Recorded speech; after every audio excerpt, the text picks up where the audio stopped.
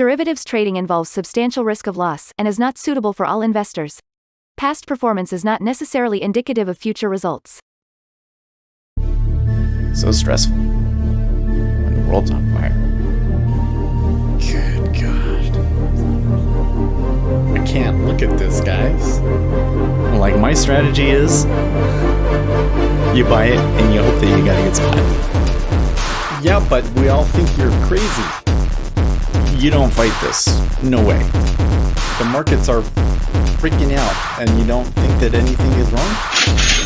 Come back tomorrow and I'll lose it all. Should be fun.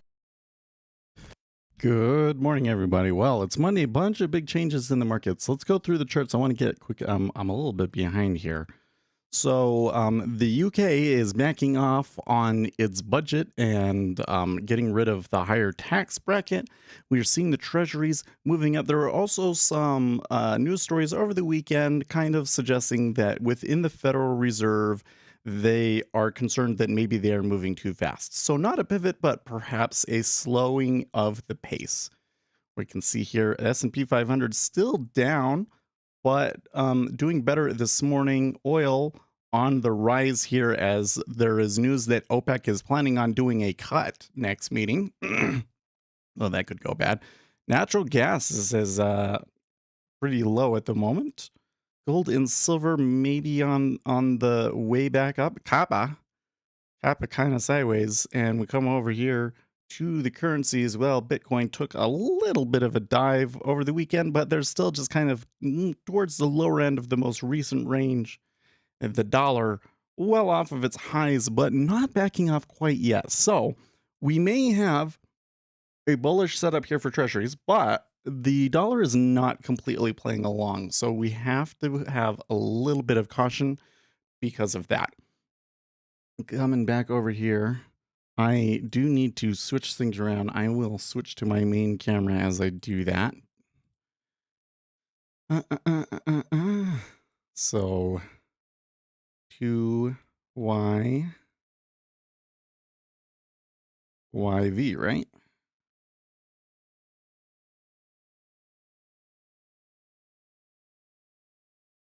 Let's do it on the 10-year first. That one will. 10Y V2. Yes.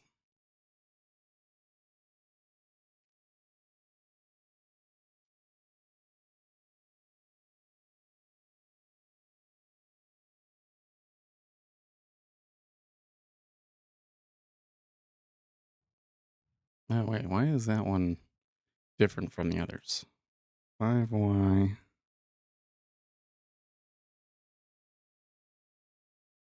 Oh, because this one is a 10. This one is a 30, so it's not YY. Maybe. Maybe.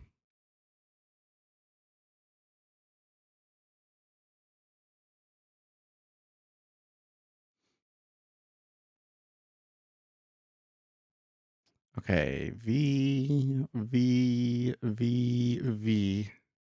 I think we're good to go there. Bring this up. Okay. We're back to 3.07, which was where we were like 2 days ago. So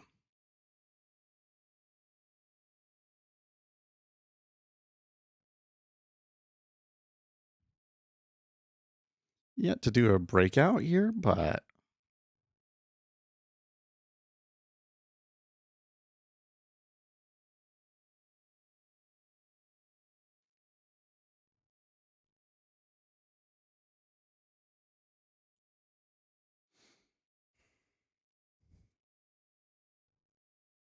we'll see. So now the other thing is I want to try a different title today.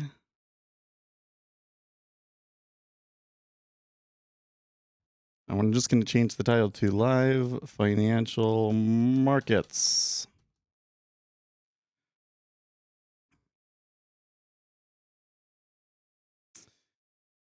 Also, I want to pull up our DOM here, our this one. I guess we'll switch forward over.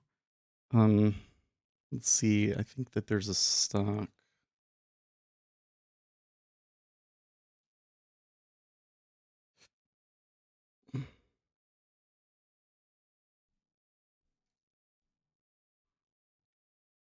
I need to pull it up over here.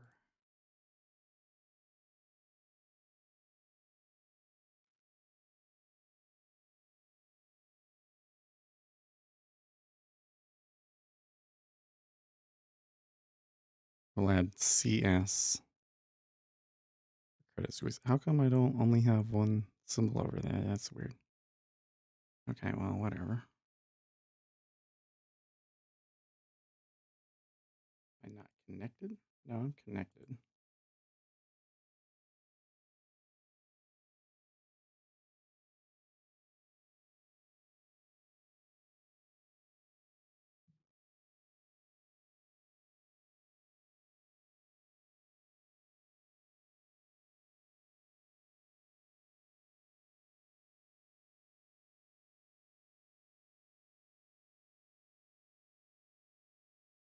Okay.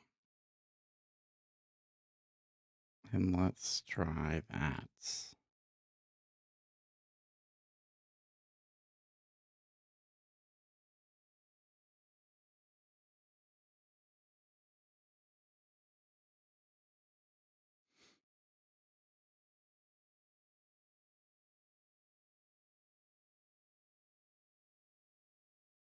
Okay.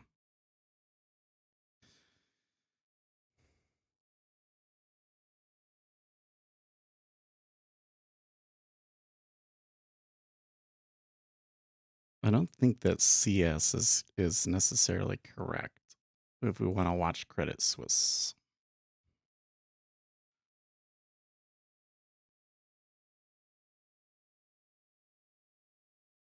Because that stock is not too active. Oh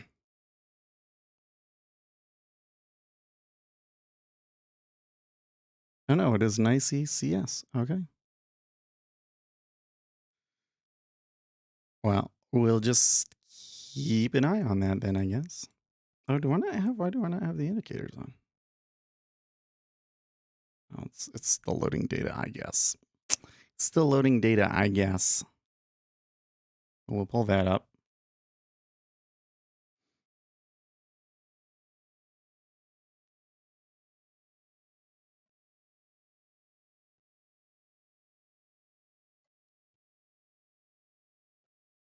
Kind of tempted to add another contract here on the treasury spot.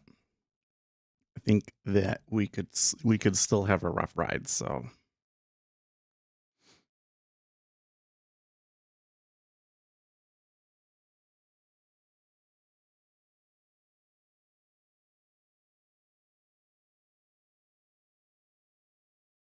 good morning, Scott. How are you?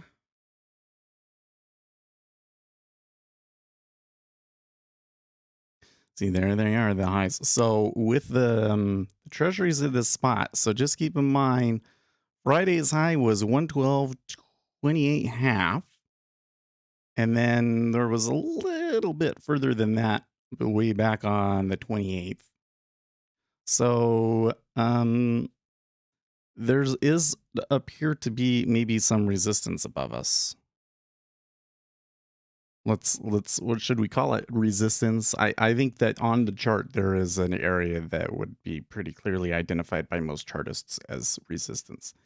But this is a situation where I think that the flows are very likely to push through that. So, oh, you know what else we're missing is we need to have the news squawk on here. There we go. That's a little better.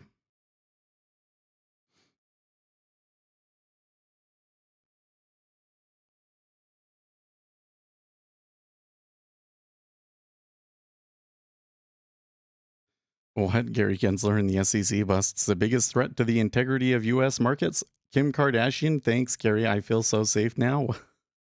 What happened there?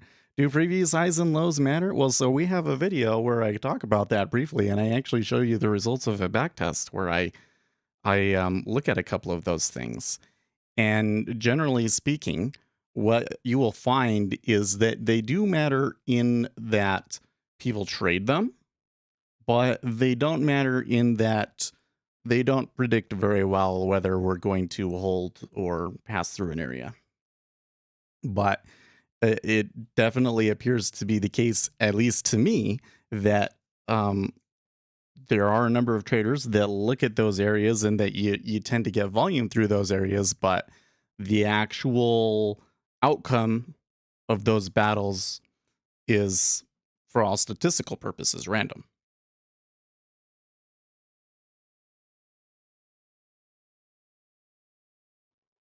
Yeah, see, that's exactly what I was worried about. And the 10-year is playing this, oh, we're going to give you a huge spread again. So what's going on here, boys? It was fine when I took the trade. Okay, there you go. There you go. So this robot seems to be doing something. The robot in the 10-year seems to be doing something where when the treasuries are going down, they're just like, well, we're just not going to provide any. We're just not going to provide any liquidity.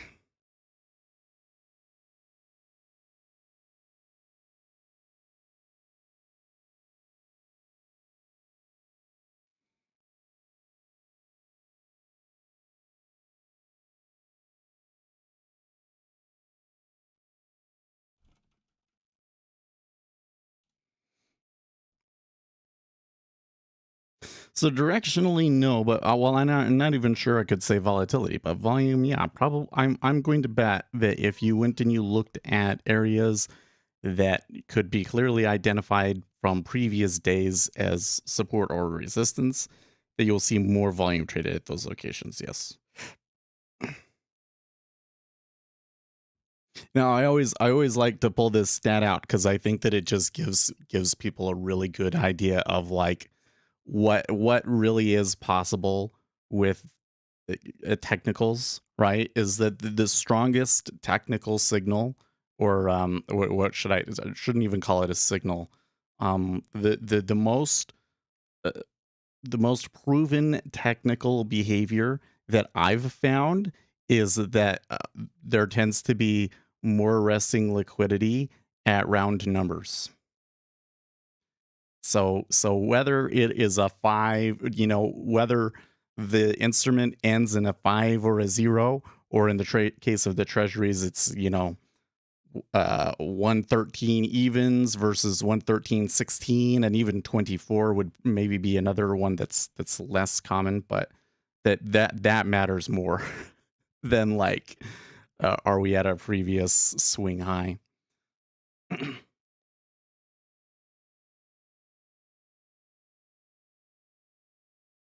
So felt like it's worth it, I think.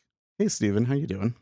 I think it's worth it to keep track of key technical levels. Just don't make your decisions based on them. Don't try and take trades there, right?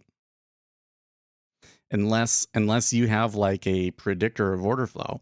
So like if you have, I think that this situation is a great situation because we have what appears to be pretty clear resistance on the chart, but we've got at least two things that both the UK kind of backing off on their budget, and the Treasury, or sorry, not the Treasury, some Federal Reserve members suggesting that they've been raising interest rates too quickly and that they want to slow the pace. In other words, maybe in maybe at the next meeting, which is what, November. Maybe in November they do 50 basis points instead of 75 basis points. Right? That's I think the suggestion. Okay, those are both things that could predict the order flows today. And at least so far this morning, they have given a pretty good bubble up here in the markets, right? So here is a situation where I think that you might be able to get a really good trade going against the resistance if it pushes through. So far, they're struggling a little bit, don't you think? Like when I look at the area, this is about where like 23, 24, 23 half 24, it looks like there should be a liquidity hole and that they might rotate around it. But to me, when I'm watching it here on the DOM, it looks a little bit more like it's kind of struggling. So,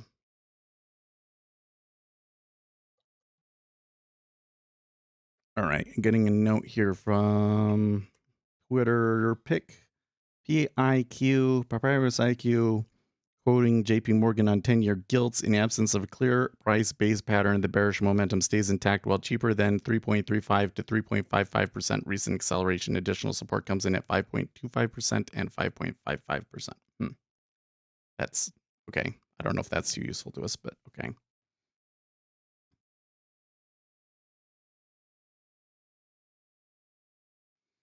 Anthony Crudelli says gaps up on the first day of the quarter and first day of the month are hard to fade even in bear markets. I personally won't trade the S&P or Nasdaq short today, only long.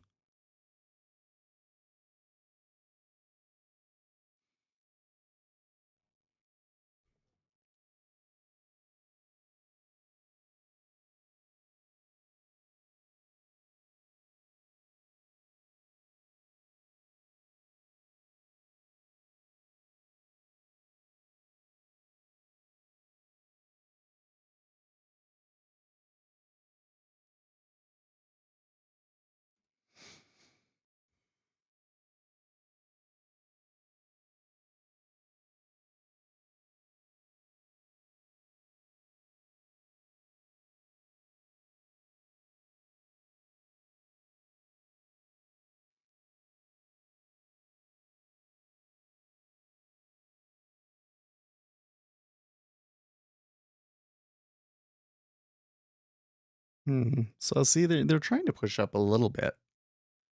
They're kind of getting there. They're kind of getting there. Looks like you might be getting a little bit of steepening coming through. Has been steepening gently this morning. So, and then it gets smashed down 2 ticks.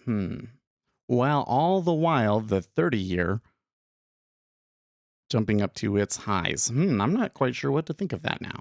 Just as soon as I said that it looks like it's steepening, the 30 years spiked up to the top.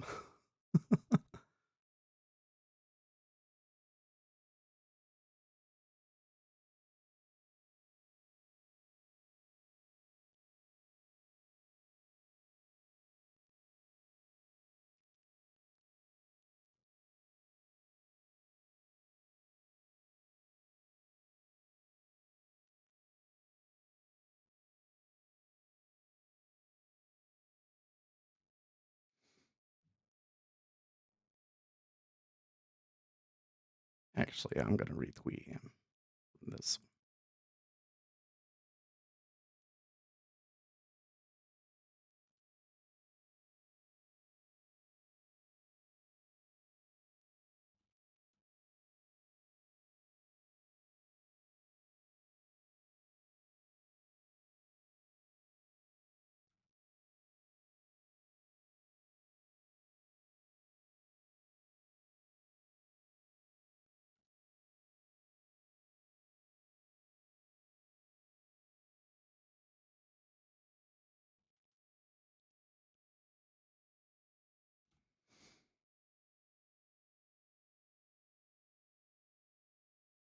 There we go.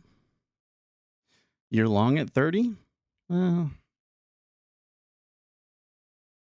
It's not the best spot, but it's probably the best we get at the moment, huh?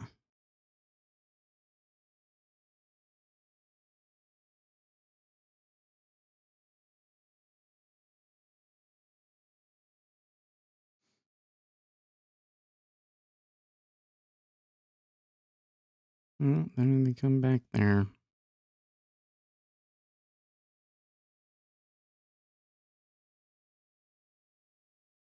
So I am a little nervous here just because everything still looks in line, but the long does appear to be struggling.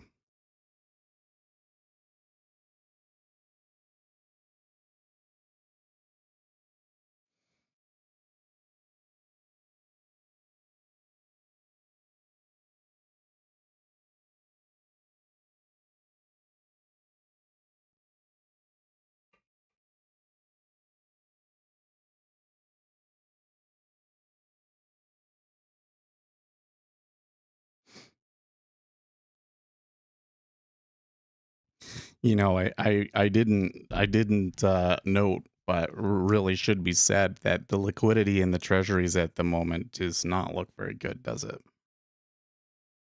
I hope that that improves throughout the session, but right now they're like some spots they're not even putting up 600 contracts.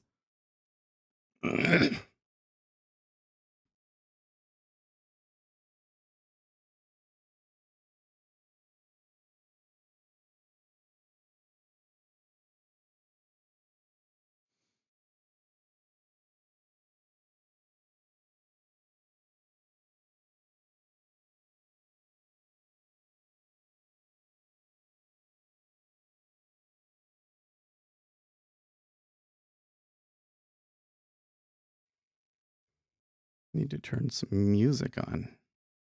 That's what's missing. Ambient. I'm feeling ambient. Playlist. Come on.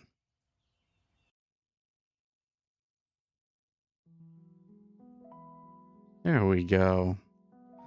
That's a little bit relaxing.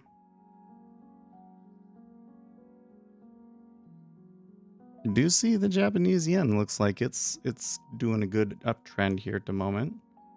Oil pulling back a little bit since at least the treasury started.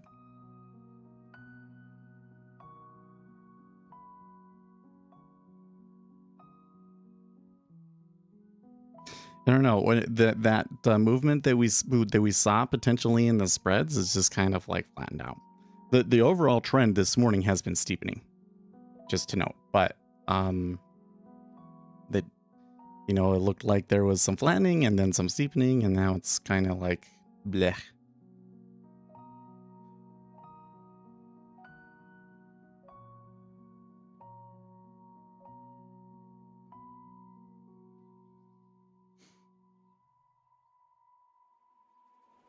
I wonder if we are getting it. Well,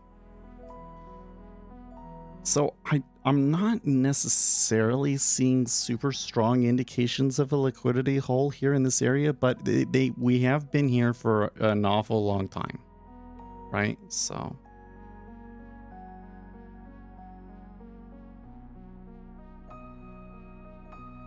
maybe I should recenter my DOM here at 24, huh?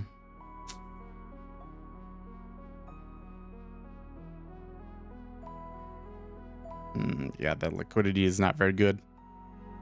The liquidity is not very good. Did you see that, like, they ticked down 23.5? 23.5 went offer, and then it ticked back up, and the 24 immediately pulled. So, like, in both directions, orders are just, like, completely pulling.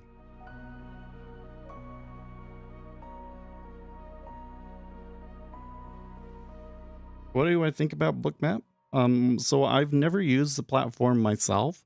I think that the DOM is the most important tool that you can have. There's nothing that you can see on the chart that you can't see on the DOM, but there are some things that you can see on the DOM that you can't see on the chart. So I think that that's why I use Jigsaw, is because it has a stronger DOM. But you know, the Bookmap chart that they have, I don't know what you want to call it. I call it a Vista chart. It sure is cool.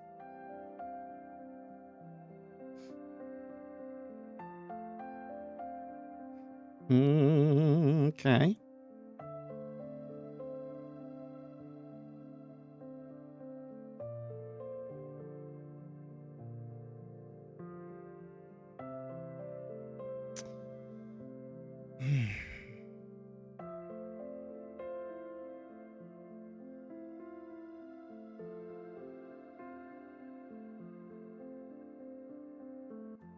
You can't log in? What? To your broker? Who's your data provider?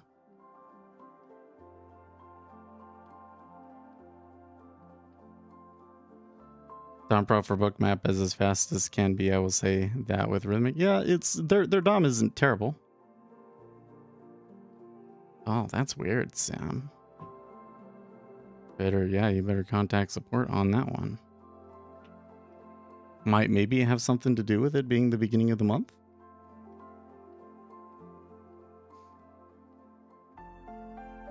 when you go into like your control center and there's like the log tab, or you pull up the Ninja script output window, does it give you an error message? Look, they're pressing the highs of the day again. Let's see if they break out this time. Might be a little bit early for a breakout.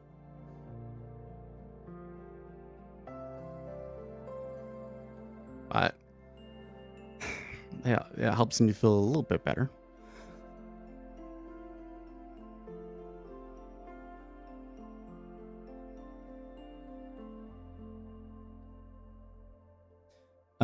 Anyways, what was I gonna say? Username, password. Oh, that's really weird. Yeah, you definitely want to contact support on that, like call their phone number or whatever. Yeah, so I haven't used Bookmap. From like when I watch other people do it in video and stuff, it looks like the Bookmap DOM is sufficient, but I don't think it's nearly as good or full featured as the Jigsaw DOM. I mean, it's potentially possible to use them together, right? But that's kind of like the bigger thing, is that the feature that attracts people to, or the feature that attracts people to Bookmap is not a feature that interests me.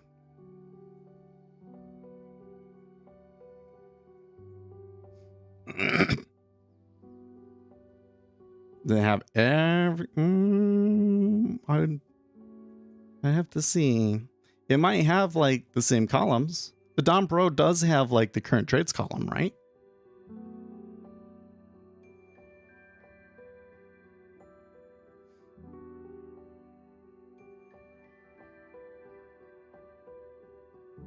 We can just go through the features that I think matter and see what you think.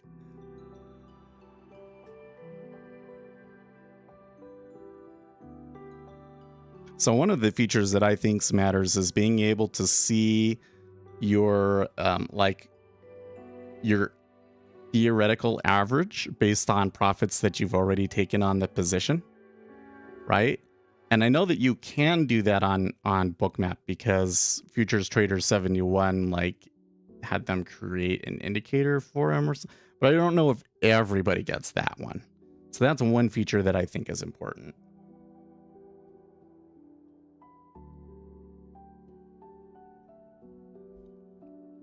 Another feature that I think is important, although me here in the micro treasury yield futures, I don't make as much use of it now, but volume stop, especially if you're going to trade the 10-year, volume stop can be really useful.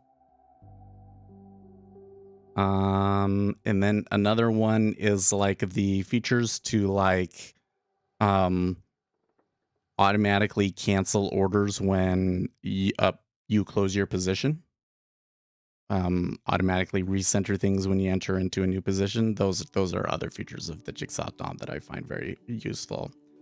And then the other one, the biggest feature of the Jigsaw DOM, and the one that like other platforms don't do and that drives me crazy, is that whether I place a stop, limit, or market order depends on which price I'm clicking. So if I click on the inside offer, then it will be a market order.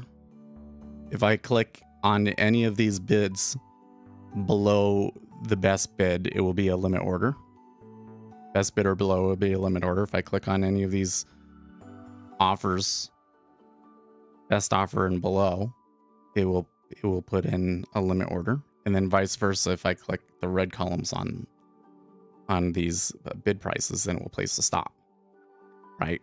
And then if I really want to explicitly change it, I just come over to their little control over here and I click on it, right? That's a feature that that's why I pay $50 a month for Jigsaw, is for that little part right there.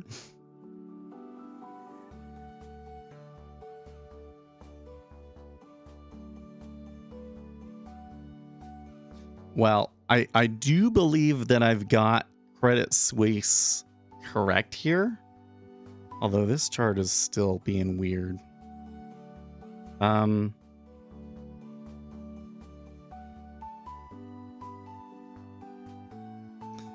don't know what the deal is with this chart. That's not... Why does it say it's still loading?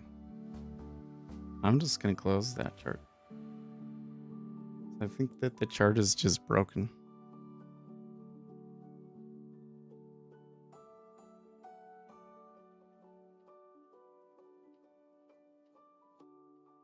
I'll try opening it up again that way.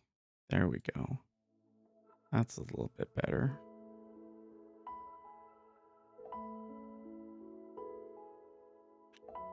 Well, that was a good test of the highs, but they did not break through.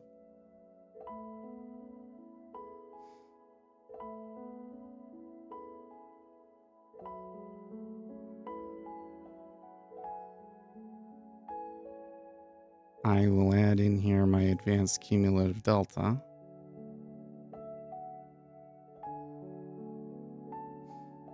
So I don't know. Over the weekend, the Wall Street Bets crowd was getting awfully excited about Credit Suisse, but given the news and everything overnight, I'm not so sure that it's going to be all that interesting to watch anymore today. But we will put it in the title. And how do you spell that? Credit Suisse? Is it just Credit S-U-I-S-S? S-U-I-S-S-E.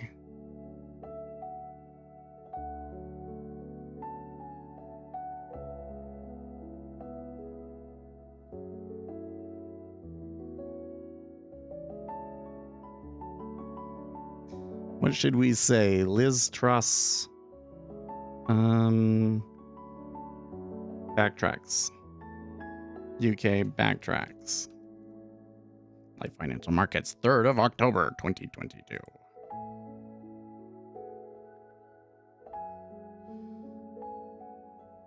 How would someone go about selling their trading system if it is profitable, or give share to someone, a bank or a hedge fund? Okay, so if you have a profitable system, the first thing is don't sell it publicly. Like, go and tell everybody how it works and encourage them to trade it. You have, especially if it's a technical edge, you don't want to do that. Okay. Now, if you do have a profitable system and you want to go into the hedge fund world, then that's an interesting, that's a horse of a different color.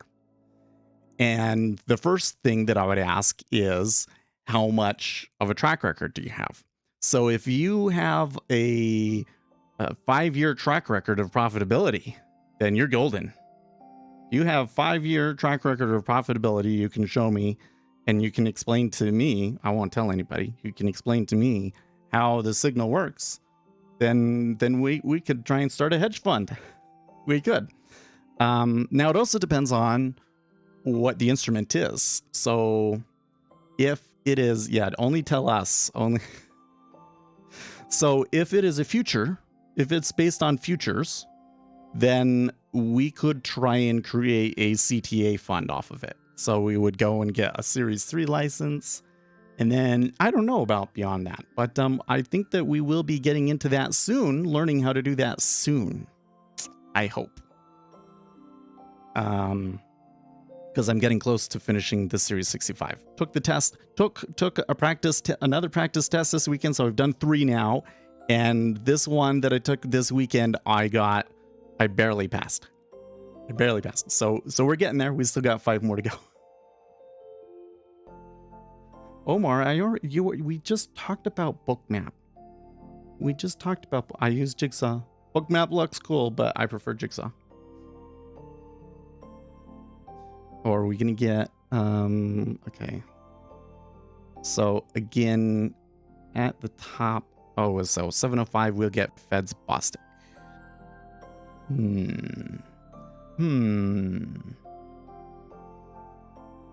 Bostic tends to be hawkish, so that's maybe a little bit of a concern. But maybe he's one of those people within the Federal Reserve that thinks that, hey, maybe we really are going too fast. Like, we haven't really had much of a chance to see what the impact on inflation this has been having.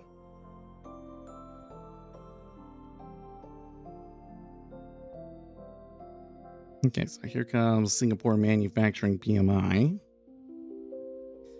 in line. Oh, you came. Sorry.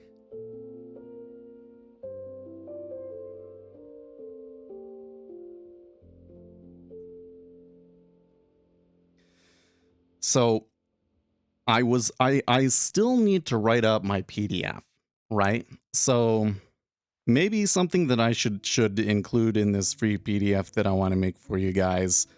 Essential features of a trading platform. Although I don't know, cause like here's the thing is that I really feel like Jigsaw is the best platform, but the difference between the best platform and everything else is it's not that huge, right? Trading is an area where that teeny tiny little edge can matter a lot, right? But most trading platforms have everything that you need, and if they don't come with it, you can add it to them. So like being able to chart spreads, that's one thing that I think is important. If you're just using Jigsaw alone, they don't have that yet. They need to get that. NinjaTrader 8 doesn't come with that, but you can buy my indicators and then you get that. Other platforms, like the Iron Beam platforms, they tend to come with it. I don't know about some of these others like Sierra charts and stuff, but you get what I'm getting. Your trading strategy is your hedge funds offered. You pitch a bunch of high net worth individuals. You ask for a commitment of capital. You try to figure out how much money you can get committed. Then you weigh if it's worth pulling the trigger and starting the fund. Yeah. Yeah. Well, so to your point there, Scott, to realistically start like a real hedge fund, you would probably need some connections that are gonna help you start the funding, because there are overhead costs to running such a thing, right? Sierra charts is like switching to Linux for Windows. That's like a really good analogy, I think, Zach. like theoretically, Sierra charts should be more reliable and fast, but like the interface is just like a little bit confusing sometimes. Like there's lots of features, but figuring out how to get the features and get things set up the way that you want is a little bit overwhelming. Yeah. I still really would like to start my own platform. We're getting to where we'll be able to spend a little bit more time on that, I think. Really, I think I want to write something in Rust. Really what I want to do is I want to write something in Rust, and I want to do like a basic test case, because the thing is I want the platform to run in Rust, but I want developers to be able to write things in Python. I want the platform to run on Rust, but the plugins and all that stuff to run in Python. Is that realistic? I mean, I think it is. I've done a little bit of investigation that suggests to me that it's possible, but you know, you don't really know for sure until you try it, right? So, and part of the problem is that it may require me to get the higher arithmetic data to really test that. To really test that properly. I was actually thinking about that this week. I had you in mind. I think I have a good idea for a book map. Oh. You can always share it. I've been, man, sorry, I'm a little, this drama here on whether it was going to go higher or not, I think it was maybe causing me a little bit of stress, and I still feel a little tense and like I'm breathing heavy.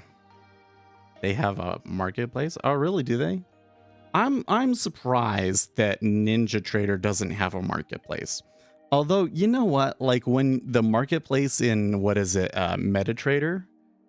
I feel that the marketplace makes that app feel trashy. You know what I mean? but having like the NinjaTrader ecosystem website built into the platform would be a cool idea. It'd be a cool idea. Because that's NinjaTrader's biggest asset is the ecosystem.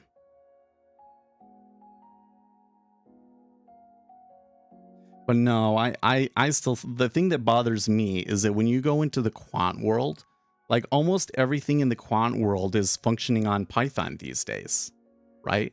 But none of the futures trading platforms where you can write your own stuff and you can write automated strategies and stuff, none of those use Python. So I think that if you built a platform that worked with Python, you would create you would create a compelling platform for a certain group of people, and that, so you know, I probably I maybe I shouldn't say too much because maybe I'm giving somebody else an idea and they'll try and steal my idea. But I saw they banned MetaTrader 4/5 from the App Store. Oh really? That's interesting. I'm not a fan of MetaTrader. The Python API just started.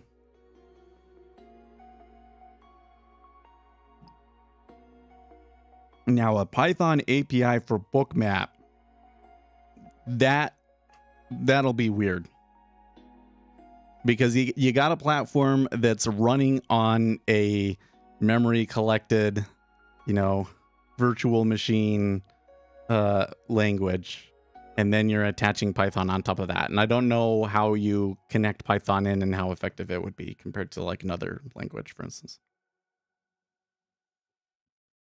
I think it's hilarious. MetaTrader is and always has been a big scam hammer. Man, where was, oh yeah, I was like, I think it was a video on TikTok, but maybe it was just an advertisement somewhere. And they're like, oh, we have like this really professional platform and these great indicators. Maybe it was something that somebody like they wanted me to do a sponsored video about it. And like I looked into it and I was like, okay, so what is the platform based on? Oh, it's MetaTrader. No thanks. No thanks.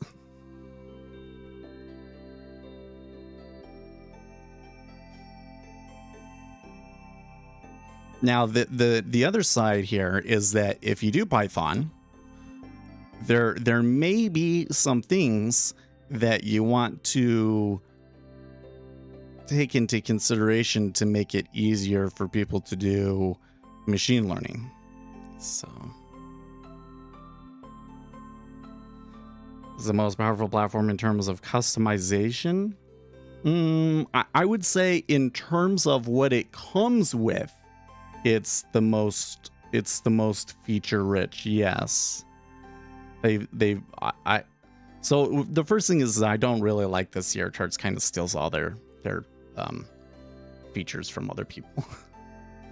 That's kind of a turnoff to me. But it comes with a lot of stuff. That's true. I wouldn't say that it's like the most powerful in terms of customization, just because, yeah, like in NinjaTrader, you can download any indicator you want and you can get it to do almost anything you want. I would learn to love a compute language.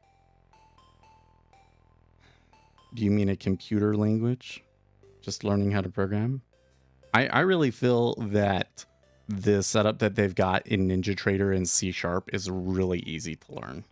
Like Python is generally considered to be like the easiest language in some respects, but when you're like, all of the hard stuff has already been built for you anyways, and you're just using somebody else's methods, C# is really easy to work with.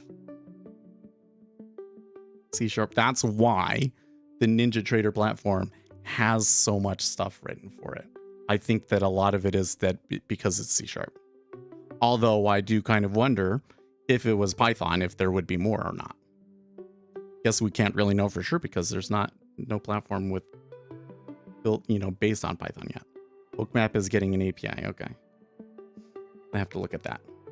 How they're doing that. So I'm guessing that it might be something to do with having DLLs that just access each other's methods, right? So I don't know how efficient that is.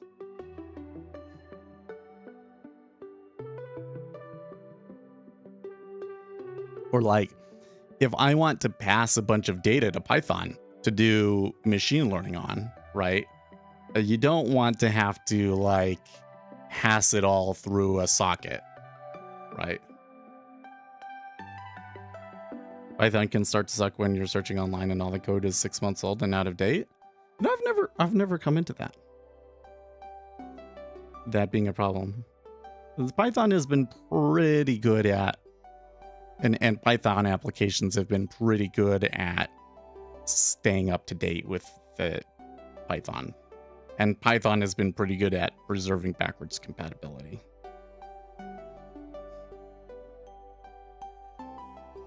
That said, you can get into dependency hell with Python, right? But then they have this I forget what the name of the tool is.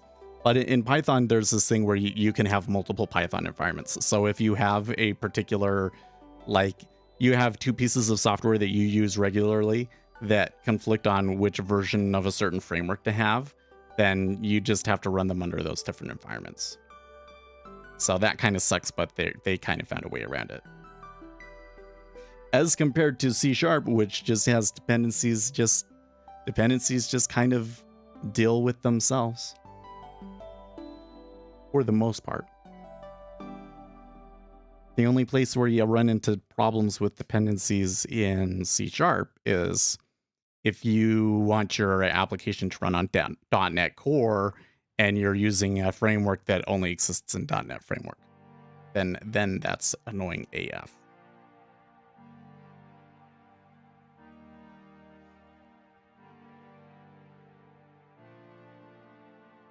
I can't, like, I don't think that people understand how much dependency management in Java and the nightmare that is has held that language back.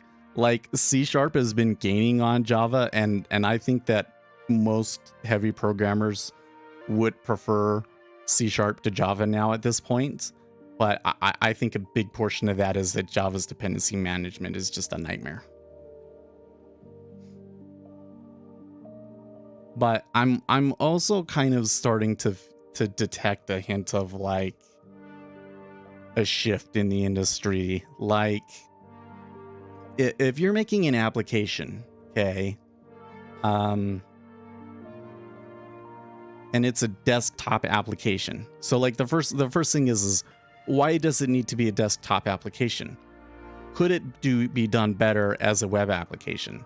And by and large, a lot of apps are kind of saying, yeah, it would be better as a web application. And when it comes to doing a web application, like, why would you bother with Java? And so they're building all of that sort of stuff with like with JavaScript. Certainly the front end with JavaScript, if not doing the back end in Node 2, right? So then it comes back to, does it really need to be on the desktop? And if it really needs to be on the desktop, then does it make sense to use Java? You get what I mean? Because if it really needs to be on the desktop, there's probably some sort of performance needs coming from it, right? And then you have to ask yourself, would it work better in C++? And then if it would work better in C++, maybe for all of the type safety and other features, you should be using Rust, right? So I think you're starting to see. We're getting a little bit more decent of a breakout here on the highs now, by the way. Yeah, you can always PM me on Discord, guys. So in Discord, there's a feature where you can say only allow friends to PM me. I have that turned off, so you can message me anytime. I'll also add that I will never message somebody else out of the blue unless they've messaged me first. I don't have time for that. Not that I don't love you guys, but people that have a reason to talk to me, they message me. And I talk to people every day. And we've helped people, and I've written so many things for people in PMs. I haven't done a whole lot with that lately. I guess because we haven't been talking about technical analysis. That's been one of the benefits of kind of divesting ourselves from all forms of technical analysis is that I'd always get people wanting me to write an indicator, and I'd kind of be like, well, I don't know if this indicator really makes sense, you know, or if it's actually going to help at all. But now I just don't get very many requests like that.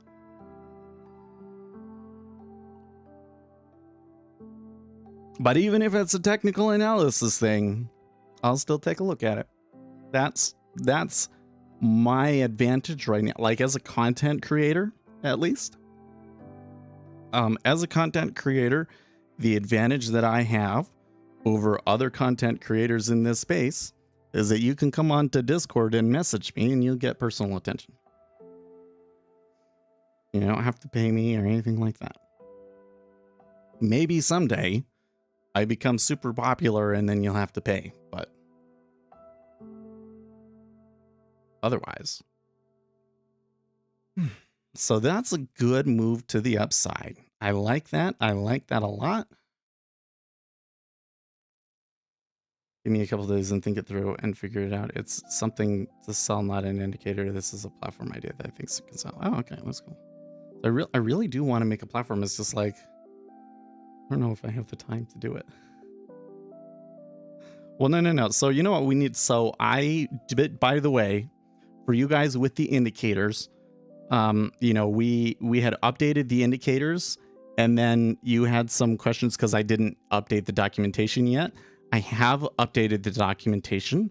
So if you're an indicator user, I would encourage you to go and check out the documentation, check through all of the indicators. If you find any kind of things in the documentation that don't make sense or spelling errors or whatever, let me know so we can make it better. And I think that we should now that we've done that, contact NinjaTrader, see if they're still doing webinars with us. Because if we do a webinar and that brings a bunch of new NinjaTrader users in, and brings in some more revenue, we might be able to use that revenue to, you know, start pushing another platform or something. Well, it wouldn't be an industry because I don't want to like undermine NinjaTrader, at least not at first. Not at first. It would be years and years and years, I think, before you get a platform like that off the ground. But we could use it to use some other stuff. When a video explaining how you use indicators, will the webinar be? Yeah, so I think that's what we'd go over in the webinar for sure. I do have a video about how to use the old indicators. The newer indicators are a little bit more straightforward.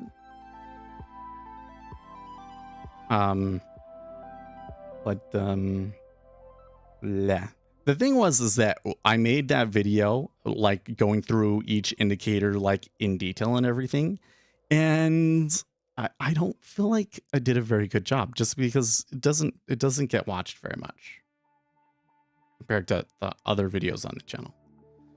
So, but the other side of it is that if you have the indicators, you can ask me the questions here during the stream and I'll show you how I use them, right? It'd be better if there was like, you have some idea of which one you're interested in learning more about or what you're trying to accomplish, right? But the biggest ones, I'll go real quick, is there's a market depth tape. So you just open that one up, you go to NinjaTrader. By the way, if that part doesn't work, you come get me, but should show up under here, market depth tape, and that will show you large changes in the level 2. You can come here, right click, go into properties, and you can set filters for like how big it needs to be for it to do something and where the audio file is for it. So there's that. That's, I think, really, really useful. And then the other thing that I think is really, really useful is the spread charts. So here I add spread charts for most of the parts of the yield curve, like I do between the 30 and 10 and the 2 and 10 and the 5 and 30. And that gives me a good idea of how the yield curve is moving. And the way that I use that is, number one, is I want to know which way the spread is going to try and interpret the order flows. So right now we're steepening, we're moving up. That means that we're going to see more buying in the 5 and less in the 30. And that's what I want to see, right? And I use that to interpret the cumulative deltas in the order flow that I'm seeing. So that's the most important one. And then I have an advanced cumulative delta. I talk about that in the DX feed video, but if you are using DX feed and you're doing stocks, then that advanced cumulative delta is able to categorize more of the volume. So that's what that's all about. Another one that I really rely on heavily is this multi-ATR. So it's just an average true range. That's what this line is right here. And then the yellow lines are just range, but I can change the unit pricing of it. So by default, ATR is by points, which doesn't always make sense. I guess in the S&P 500, it kind of makes sense. But like a lot of retail traders, you go based off of ticks. Or for me, when I look at the S&P 500, I'm more interested in what it is in percent. So, oh, in fact, I'm not using it here correctly. I can come in here to the settings and I can change this from points to percent. And now I can see that, you know, we're having a 2% day so far, right? That's one that I use.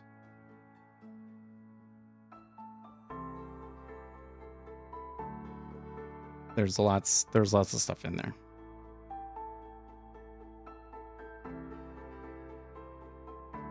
I will make a YouTube video and make it unlisted. Oh, okay. Okay. Oh man, they come all the way back to 113 even. Well, that 113 even is probably going to be a little bit of a magnet.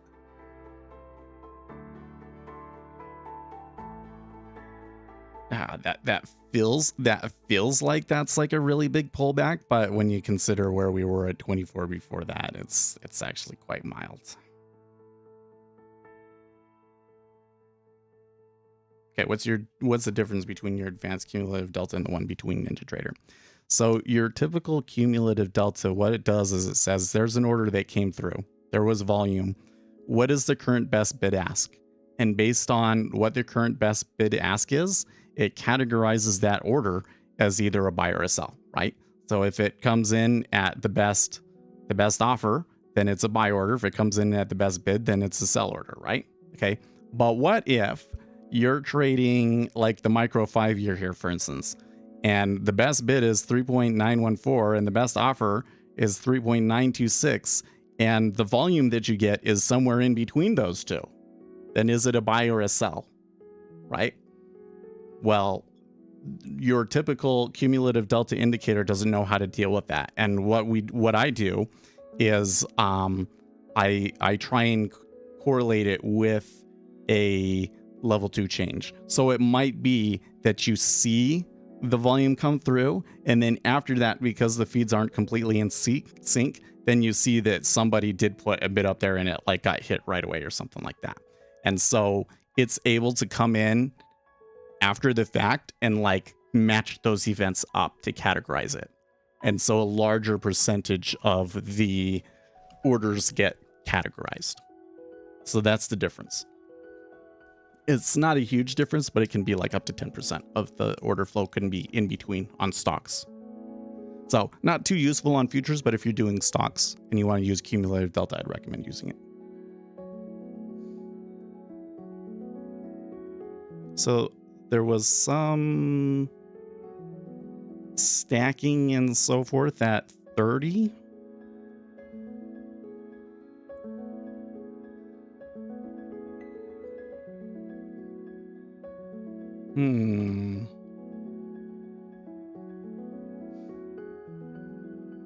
So this is the point at which I start to question myself a little bit, like, can this really go up all day, or is it gonna like reverse hard on us? By the way, Fed Bostic did speak at the top of the hour, but I didn't hear the news squawk say anything.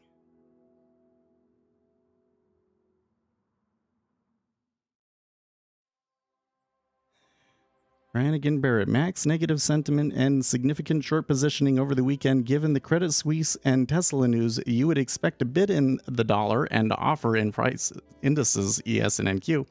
And yet we are almost up 1% in the pre-cash. Buckle up for a short squeeze. I think so. I think equity indexes here are probably going to get a pretty hardcore short squeeze today. In the treasuries, I'm not so sure. So like order flow wise, so first of all, we should see UK markets chill out because Liz Truss is backtracking on their tax plan, right?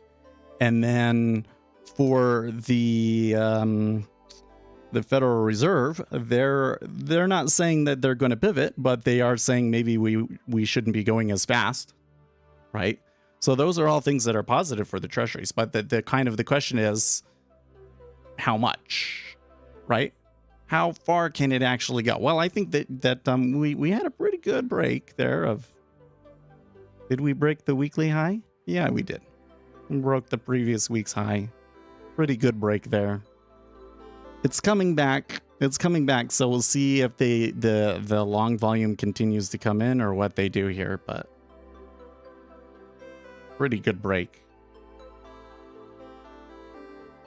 But is that one that like trends all day? I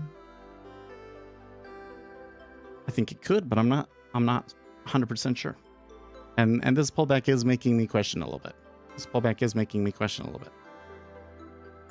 On the other hand, this pullback could be a great spot to add another contract.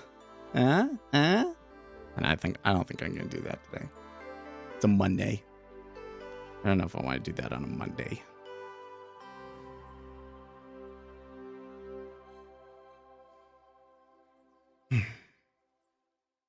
Let's see here. Mohammed El Arian on Squawk Box this morning. I do not think this is a Lehman moment. If you're worried about systemic risk, look at the non-banks. There's anxiety, not just about the things we knew. There's also concern about the market functioning. Market functioning are starting to be an issue. That's true. Market liquidity is starting to be an issue.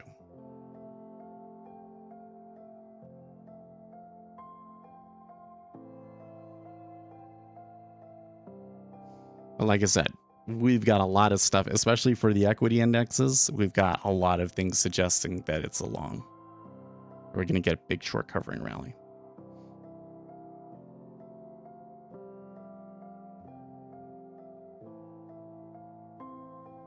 Okay, so there was a pretty big iceberg buy at 29.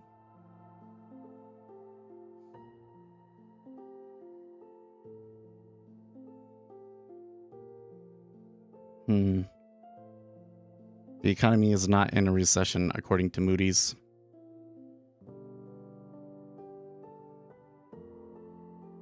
But they think that it could be in a recession in 2023 because of the Federal Reserve. But they don't think that we're in a recession yet.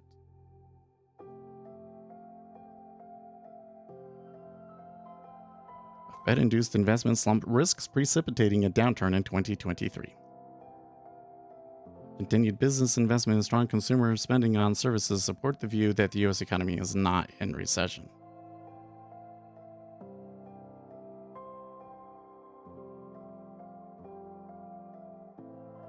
So there's been a decent amount of selling since we had that initial breakout.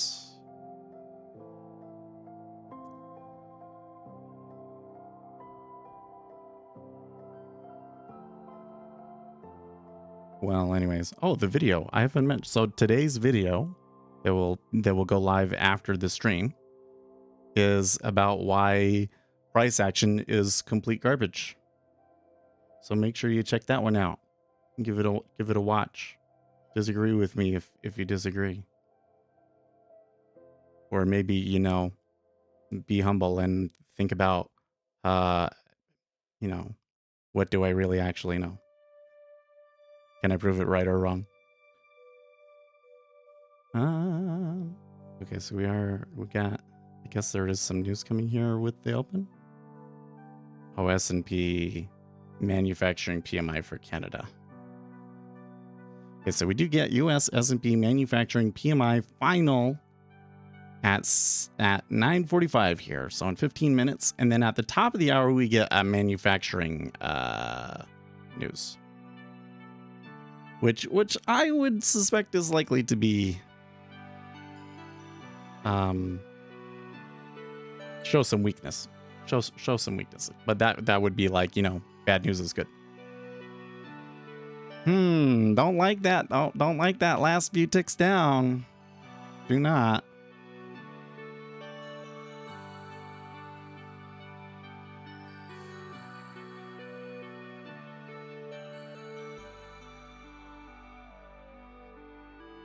And like, they are selling this really hard. Why is that? I'm kind of wondering if I really should just get out, because the flows are definitely not doing what I thought. I don't know. Maybe somebody is still out there, like in the UK or a sovereign wealth fund that wants to still wants to unload some treasuries.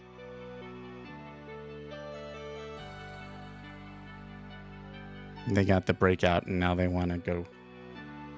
They want to take profit, you know, unload some or something like that. I don't know.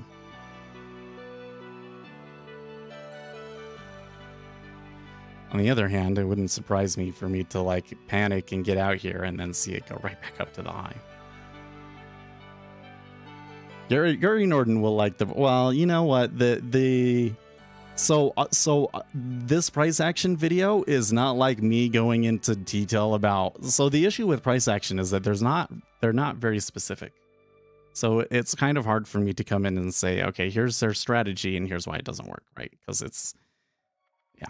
Anyways, I talk about it in the video. There is some, I do show some back testing, but it's not as like technical or in depth as I would like. But for the audience that we're talking about here, I think that that's appropriate. So.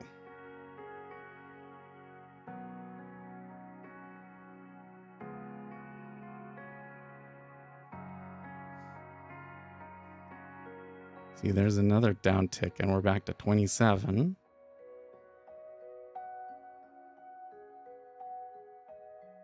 It really is like it came through really strong buy in the 10-year, and now cumulative delta wise, we're actually more short. So like this is like an opposing meta order is what we got there.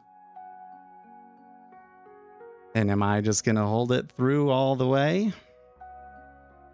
Kind of looks like I might.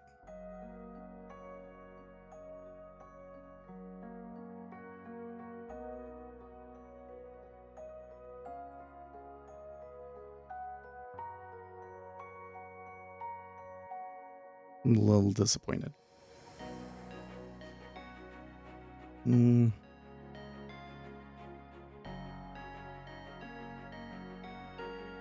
Because I don't have to be too stressed about it, but it's a little disappointing to me.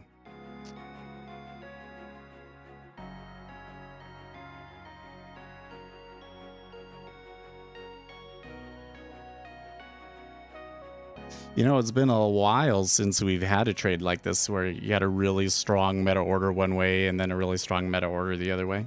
It's just, I don't know what would be causing the meta order the other way other than just that they've been selling anyways. I don't know. So let's see here. Today, we charged Kim Kardashian for unlawfully touting a crypto security. Great. This case is a reminder that when celebrities and influencers endorse investment ops, including crypto and asset securities, it doesn't mean those investment products are right for all investors. Thank you. Thank you, SEC. There's plenty of other people I'd like to see brought to justice, but hey, listen, if you want to go after Kim Kardashian, that's fine. What is the strats? To be honest with you, a lot of my criticism was based on the max price action trading system. But like if there's a system that has very specific and testable setups, then I'm game.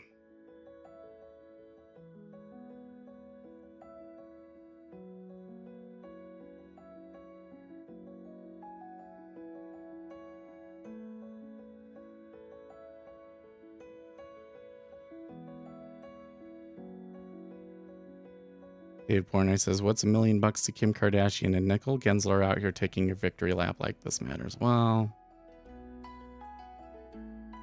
what else do you expect them to do, guys? You go after the biggest person to make a splash to try and dissuade other people from doing it. Because they don't have the resources to go after everyone.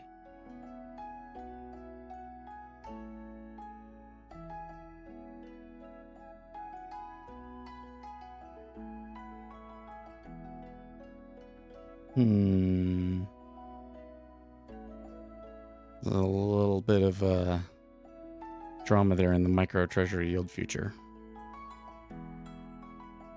Jeez. That sucks so bad.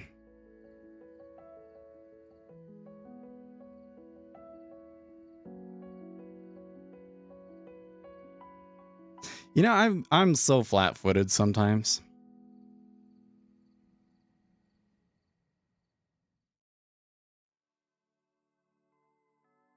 There was definitely enough in the order flow there. Like, I thought when we had that 5K bid that would buoy us, and it didn't. That won't stop the bottomless pit of egomaniacal stupidity that is YouTube influencers. I think that YouTube is one of the better platforms on this particular point lately.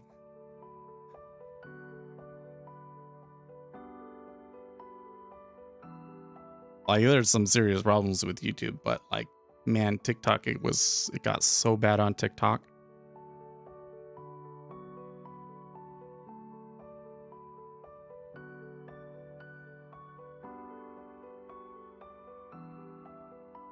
Oh, okay, yeah, we can. Oh, I think I might know what you're talking about, Zach. Do they use Heiken Ishii bars? He uses Heiken Ishii bars, doesn't it?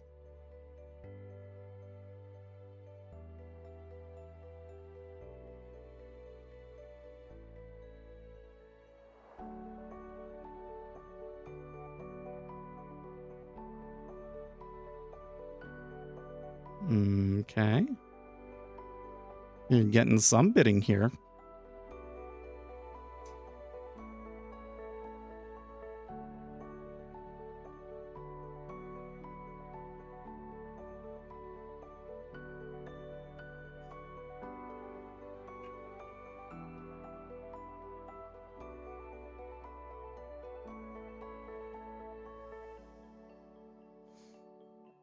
Sure, I'm glad that when I was saying, hey, this wouldn't be a bad spot to add a contract, that I did not do that.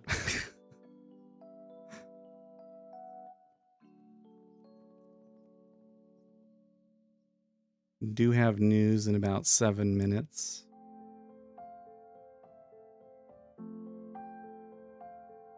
They promote, when you say they promote the hell out of it, you mean like they like the YouTube algorithm promotes the hell out of it?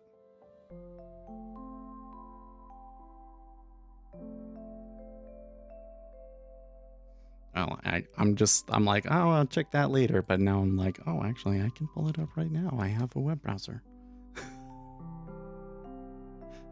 A little bit to see what happens. I think that this is a mental problem with me. So we call it a mental, I don't know what you call it, a psychology issue with me, is that when things don't go my way, I will often just freeze. Right? You need to talk about fight or flight. I often freeze in trades. You have a price action strategy you can send me. Let's do it. Probably going to be one that I already have. Like, that was the thing, is that people are like, oh yeah, here's one. This is very testable. And what I got was a collection of heuristics. It was like, don't trade against the trend and buy low and sell high. And it was all that sort of, it wasn't a real strategy. It wasn't like it wasn't specific entries and exits. Let's put it that way. It was something that, like, no matter how I back tested it, people would just say, oh, well, but you're doing it wrong. Right? Because unless I can come in and we can all agree that that's where the strategy should be trading it, you know what I mean? Let's see here. No, I don't think I found it.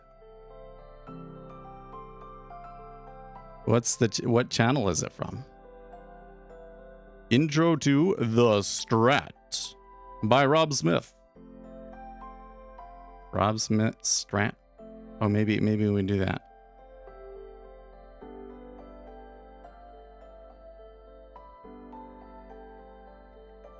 The breakdown with the trader Rob Smith. The Strat 32,000 views. Wow, there's a lot of videos on it. That's interesting.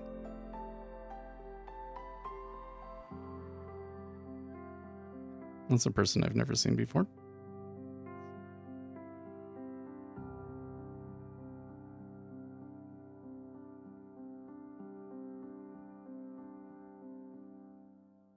Am I pulling up the right videos here, Zach? It's a Rob Smith stuff. It's a 3-candle system for entry. 2213. Oh yes, yes.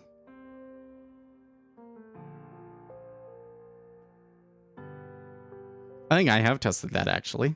I need to look out. Because I think that it matches up with a candlestick pattern that's in NinjaTrader, and we've tested. I have to go look at it.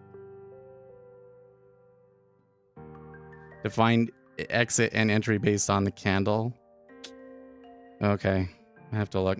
So one of the things that I found is okay. So there's like the entry itself. So you can say, okay, here's the entry itself, and then take a defined stop and target based on volatility. And that usually comes out random. When you start having defined entries and exits based on the candle or something like that, then you'll start to get more interesting properties out of it. That's her. Anyways, you'll tend to get more interesting properties out of it. Oh, go with okay. Wait. The one where I said I've never seen that person before, that was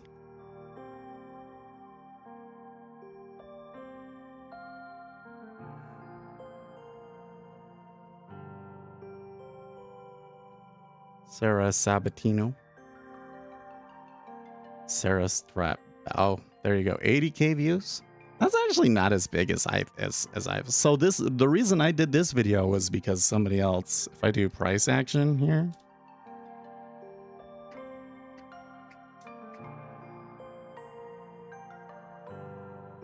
Wow. Well, that one is an ad. That first one is an ad. Price action is hard until you see this. 37K views. 5 price action drills every 353. Like, dude. Patrick Wayland is pushing price action now. Like, okay, here's Al Brooks 56K. Well, that one's actually, I'm surprised that that's that far down the page and that's only 56K, because Al Brooks is kind of like the longest running educator in that space. You see? So that's how I was going after that. But we can use this strat. That looks like a doable one.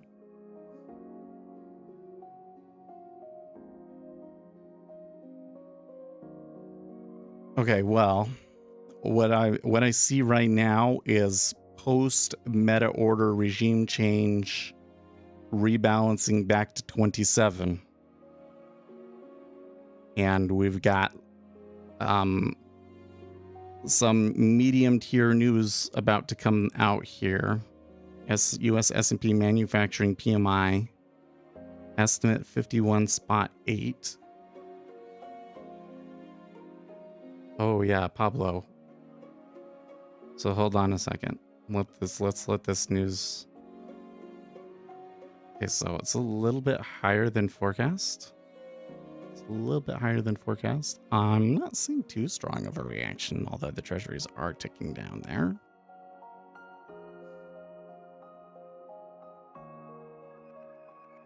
And I think I'm going to take the 11. Darn. Okay, so Pablo, Here's what I'll do for you. If you, yeah, I saw that your coupon is working at the moment where it's only for $30, not $100 like it used to be. Yeah, so apparently the $100 was a temporary thing. Oh, I'm glad that I got out there because it looks like it's coming down a little bit more. The $100 was a short-term thing. So that was my mistake. So for you and you only, I will cover the mistake for you. So if you purchase if you purchase Jigsaw, get the $30 discount, and then give me a PayPal email address. Yeah, just, I don't know if do you have PayPal? And I can pay you the $70, the rest of it, through PayPal.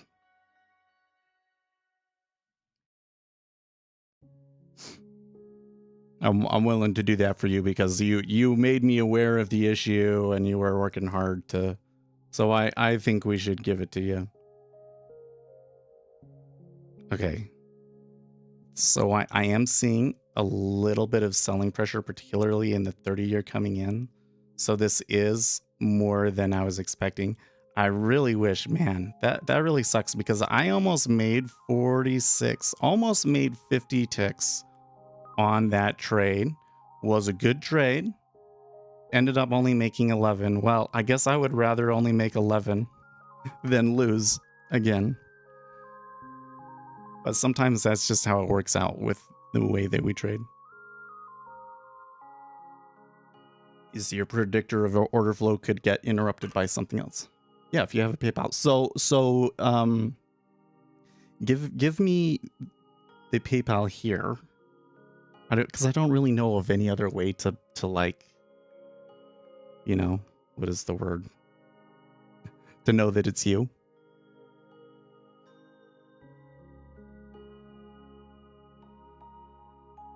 Just like put it in and like, do it. So like my email, speculators@protonmail.com.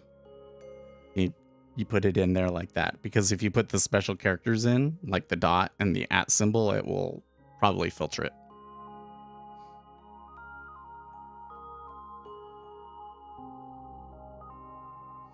Okay, you know what? Even though I saw the order flow coming to the downside and that news was like possibly hawkish because it was better than expected, they're maybe moving up a little bit. So maybe I didn't need to panic out of there.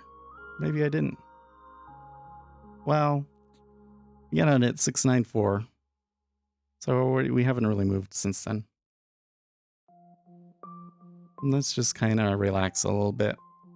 I feel like that trade, probably because I took a couple of unprofitable trades last week. I was on a bit of a losing streak. So to come in and get a winner, it was a little bit of a stressful one. Maybe I should just kind of try and calm down now. So the issue I see here at the moment is, number one, if there is another long, it may be limited because a move like that kind of makes it difficult to go back and make a new high. And does kind of suggest that there's still some selling out there lurking around. Number two is that we've got higher tier news in a few minutes. Higher tier news in a few minutes, so like 10 minutes. So it's probably not a very good time for me to get back into a trade. I was kind of hoping that news would like boost us back up, because the prints have been negative lately. All of the economic news has been negative lately, but it didn't turn out that way.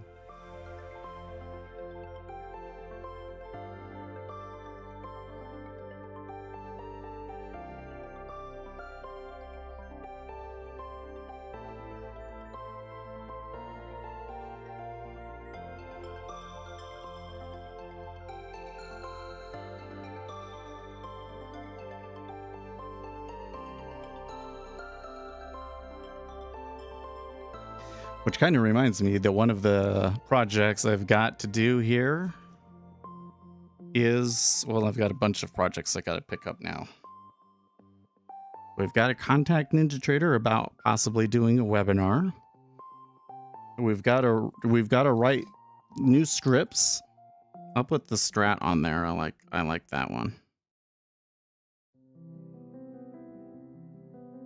The strat.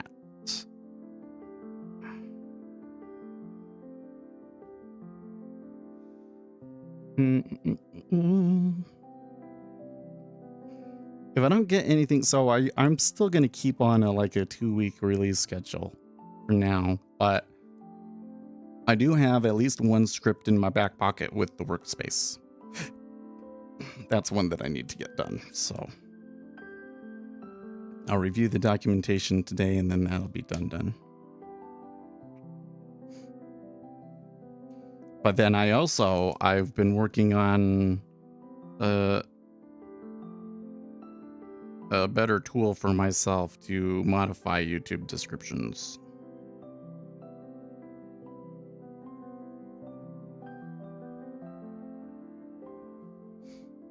So, yeah, look at that. Further down.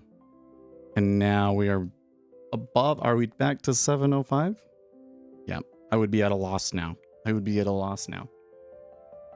It just sucks. I probably should have been able to pull 30 out of that, right? 30 was about the point that I could have started to realize from the order flow that something was amiss. But I just kind of ignored it. I just said, nope, I really believe in my predictors of order flow. It's going to come through. I was a little bit too stubborn on that one. Well, I think it was okay for me to be stubborn on that one, to be honest with you. I think that would have been okay because it was a really solid predictor, right? But it just didn't work out. So I think I can be okay with what happened. I still got some profit out of it, right? So, what's going on here in Discord?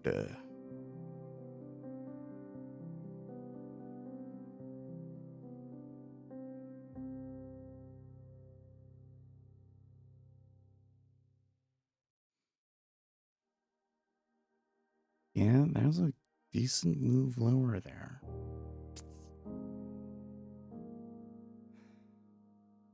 Just the thought about getting back into this makes me a little bit apprehensive.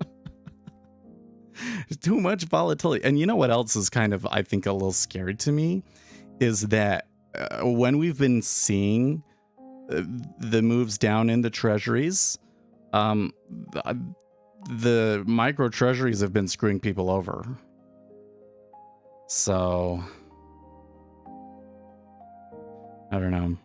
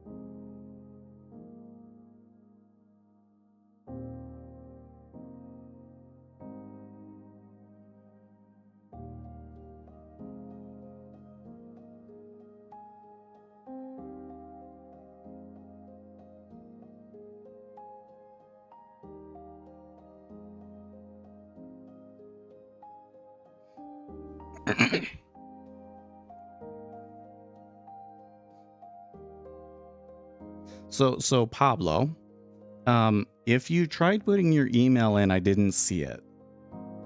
So what YouTube will do is it will filter out certain things like email addresses and URLs.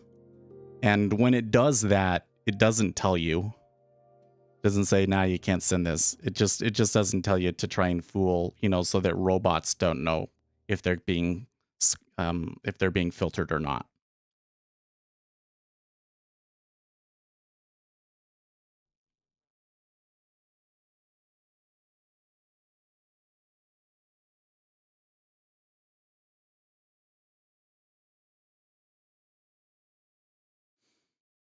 Gotta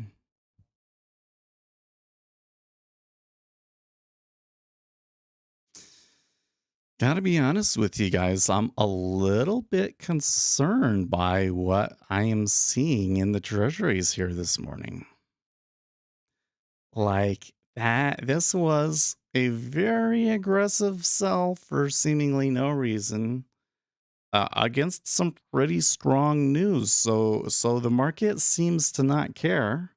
You know, if Liz had not backed off on her budget and the Federal Reserve were backing off, you know, well, like suggesting that maybe they slowed the pace of interest rate increases, right? So if those two things hadn't happened overnight to buoy us, how much would the damage on the sell be now? If, you know, without that? That's a little disconcerting. You know? Let's not start at the top. Let's go to somewhere in the middle. There we go.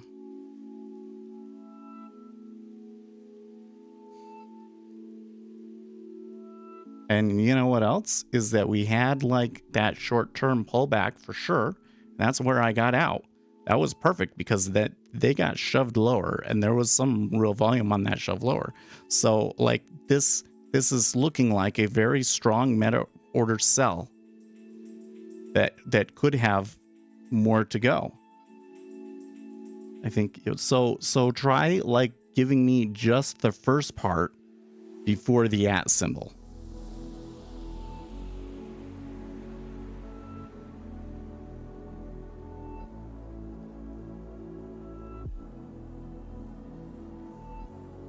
Okay, so that I can see that. And then who is your email provider? Is it like Gmail?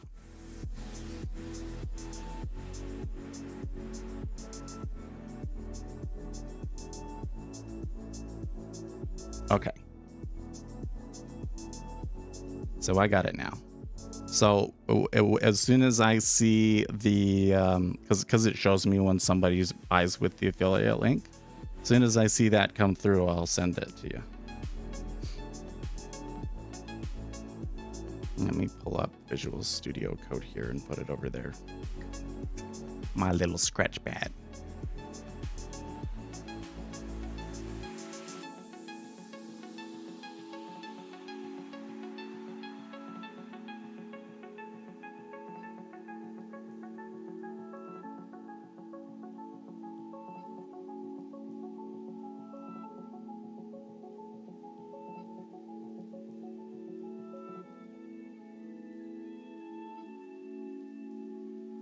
Good.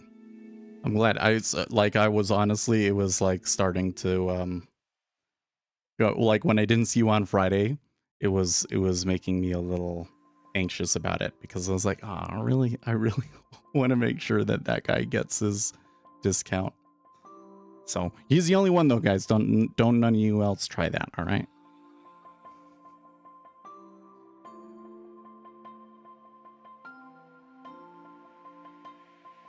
Okay, so a little bit of volatility here at the bottom end of the range, 22.5. We've got about 30 seconds to the news. Gilt. Okay, Forex Live tweets gilt yields rise after Bank of England goes alight in buyback operation. Oh. Okay, so that's what happened to us. That's why we lost our profits.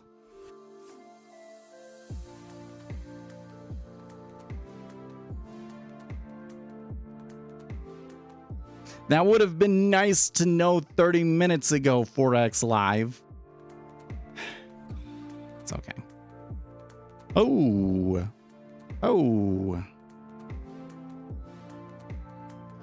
US ISM manufacturing PMI 50.9 versus an expected 52.1. Manufacturing prices paid 51.7 versus an expected 52.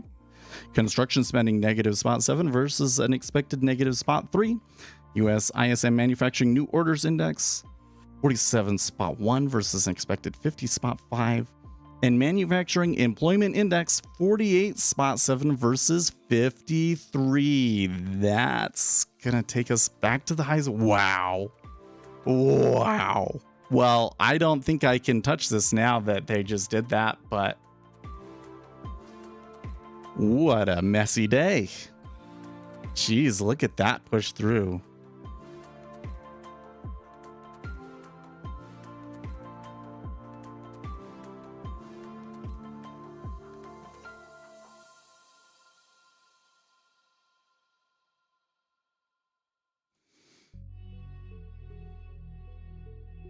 This is, you know what, like it's a big move. So we just moved 6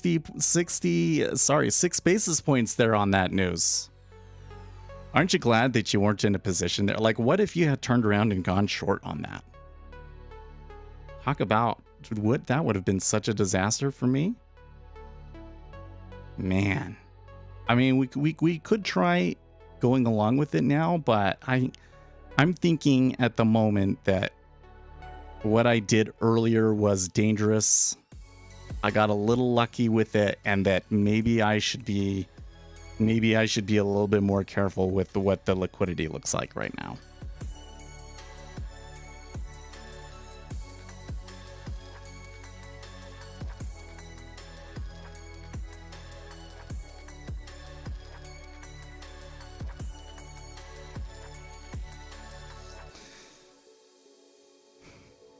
Look at those big bids way back at 113 even.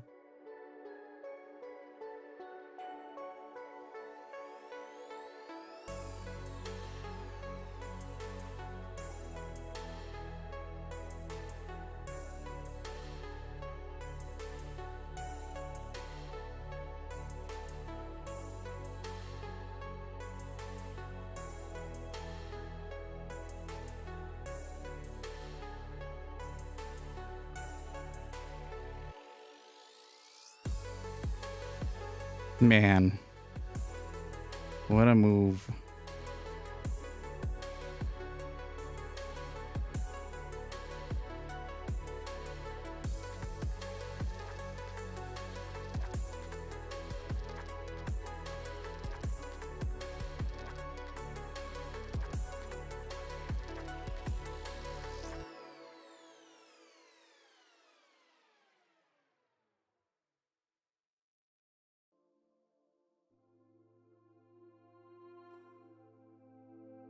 Man, I'm a little bit miffed by all this. It just isn't it just so classic? It's just so classic. I have it the right way. I'm doing good. It's coming back on me, Michaela. I did make money today, but not nearly as much as I would have liked. Okay, so like I have a good trade. It's going. It comes all the way back. So apparently the reason that it came all the way back is because the UK did not buy as many treasuries as or gilts rather as people were expecting. Okay, so that's why we had to push back down. And then we just had that ISM manufacturing news spike us all the way back up. So we are in a market that if you're moving 6 basis points a swing, that's too much for me. So I have to just say, well, I'm lucky that I made money. I'm not as lucky as I wish I was. I did not expect PMI to spike us like that, to be honest with you. It's like yeah, PMI is an important piece of news. Well, okay, so PMI is generally considered more of like a tier 2 kind of news. But there is more interest in it at this juncture because of it being a leading indicator and markets kind of looking for direction about how much is the economy slowing, et cetera, right? So I did expect that it would be a more important piece of news than normal, but not that important. Like, it was just way more significant than I anticipated. So, because I might have been thinking, if I hadn't have gotten out of that trade, and maybe let's say that we didn't have the pullback as strong. Like, let's say I was still $30 in the money, right? I think I might have tried holding it through that news, which would have been bad news, right? So why are buying? Because bad news is good news, Kevin. Right? It means what it suggests. So let's go back through the numbers here a second, because here's the thing. The whole framework that we're in right now is that the Federal Reserve is fighting inflation. Okay? And they're saying that we need to keep raising rates until we see inflation coming back down. And we'll probably need more than just 1 month of inflation coming back down to know that we've done our job. That's what the Federal Reserve has said, right? Problem. CPI is a lagging indicator. And then you're saying you need multiple months of it, right? So you're not going to know that inflation has really peaked until long after it has happened. Which is why it's almost always the case that when the Federal Reserve does this, they push the economy into a recession. It's because they don't know when to back off. There's no way for them to see. They're looking, it's backward looking, it's lagging. They're trading a lagging indicator, in other words, right? So what we've seen, and the problem is that the leading indicators have been showing a slowdown. And they've been showing that all year, and then it didn't follow through into inflation, right? So you come out and you have here US S&P manufacturing PMI. Okay, that was 50.9 versus an expected 52.1. So it was about 1 point lower. That's not huge. Okay. I don't think that that's the one that they're moving on so much. I think the one that they're moving on is prices paid and employment index. So employment, US ISM manufacturing employment index came in at 48.7 versus an expected 53. So these are all indexes that are like 50 is neutral. So below that means contraction. So they're showing contraction in employment, right? I think that's the piece of news that's making them move the most is like, if the Federal Reserve is doing its job, the next place you should expect to see it come through is in employment. Now, I think that it's expected that you would see manufacturing get hammered because, man, the dollar is just, a strong dollar is just so bad for manufacturing and exporting in the United States, right? And it's really the services that have kind of been a problem.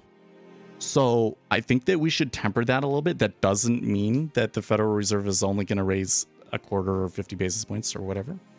But I'm not going to fight that order flow, right? David, you don't use a stop loss? So in the micros, for the most part, I have a mental stop. So the problem with just using a regular stop in the micro treasuries is that you can see price pull like 30, 50 ticks sometimes. And then the volume comes back in. So if I'm going to be in a trade in a situation like that, I'm just kind of along for the ride until the liquidity comes back. That's one of the risks of doing what I'm doing. Came running after almost that caught me. That's crazy vibe.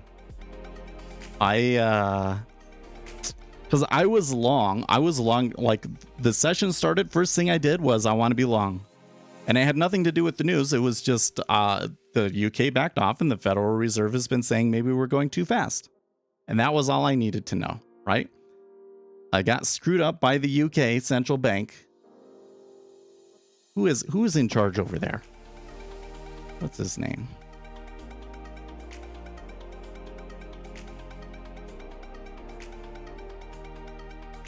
The Bank of England. BOE.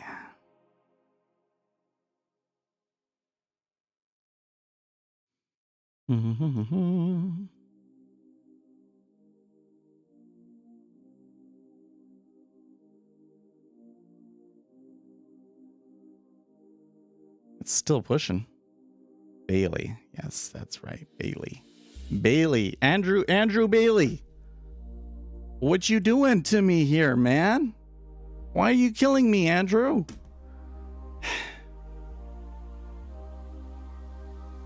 Like they're continuing through, but my issue here is that like I think that the volatility is like just too much now. Isn't that just so much like me though? Is that like it gets a little crazy and then I like pout and I don't take a trade and it just keeps going and going and going and going, right? Well, the issue is if we come back over here into the volume profile. Okay, so somebody definitely right here, somebody definitely stepped in, and then here we got the PMI, right? So we're well above all of these. So if you're looking at like from a positioning perspective, I think that this is too far back to really matter too much now. But like the next technical level that you get on a chart is going to be those single prints right there. Okay. Single prints at 113.18. 113.18. That's awfully far away, right? Questionable if they can get there today or not. And it may be the case that they spike off here and kind of end. Disallow. So the issue I have is I'm worried that I'm too late. I don't like chasing. Last week we did drop on the final quarter 2 GDP. Sometimes I don't get bad news as good news. Yeah. Oh, I totally went over 50 ticks down. Yeah. But David, I'm pretty good at managing the risk so that I'm just not in the market in a situation like that. Like that's how I ended up losing 50, 60 bucks on Friday. I was very upset about it. So it does catch me sometimes, but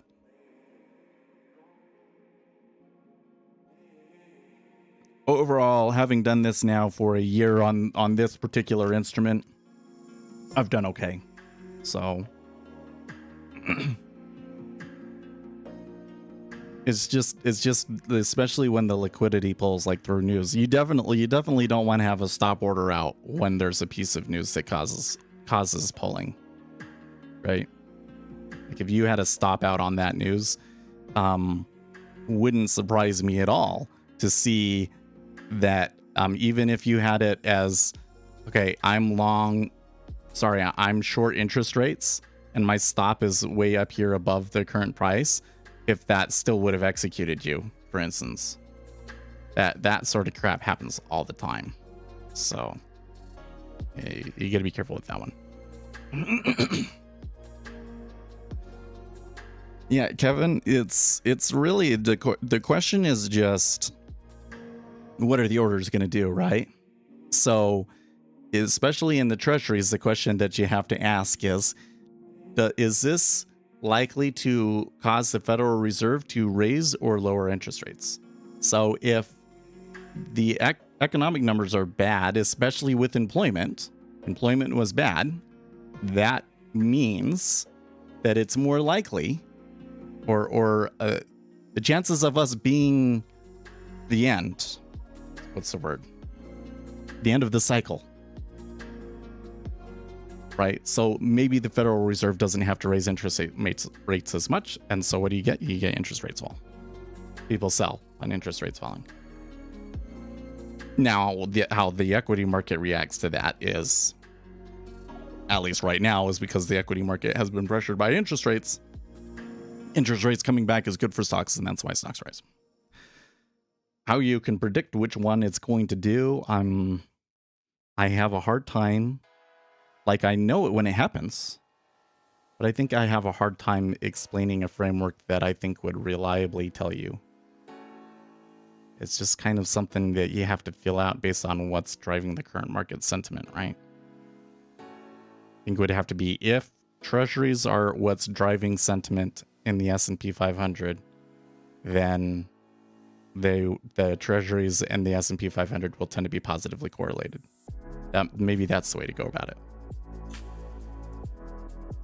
Fed might not increase rates, but won't. So here's what I think happens, FTH, is again, I've been saying on TikTok, Federal Reserve cannot pivot until they have inflation under control. And they probably need at least 2 months of inline inflation in order to justify doing that. Okay. So the Federal Reserve cannot, quote unquote, pivot.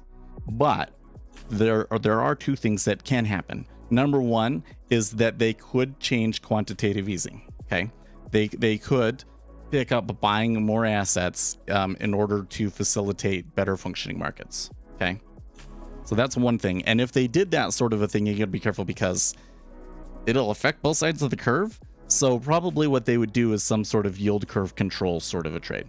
Okay, so that's the first thing that they can do. And then the second thing that they can do is they can just not raise interest rates as quickly. You know, oh, well, we don't need another 75 basis point increase. Let's just do 25 basis points. Okay. Now, the thing is that that's kind of how a pivot starts. So you could argue that way. But I'm still very firm in that the Fed can't pivot until they're certain that inflation is not a thing, right? The saga will go on until the end of 2023, maybe. Like, I think that they'll how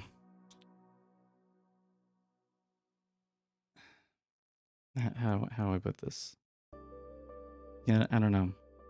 Like if a crisis happened, you could get data that strongly suggests that deflation is coming into the economy. And so in that situation, you might be able to lower interest rates before you see it in CPI, because you have other things that give you a really good idea that that's what's happening, right? But probably more likely that they kind of slow down here. Seems like that some members of the Federal Reserve are concerned that they went too fast. Which, I don't know.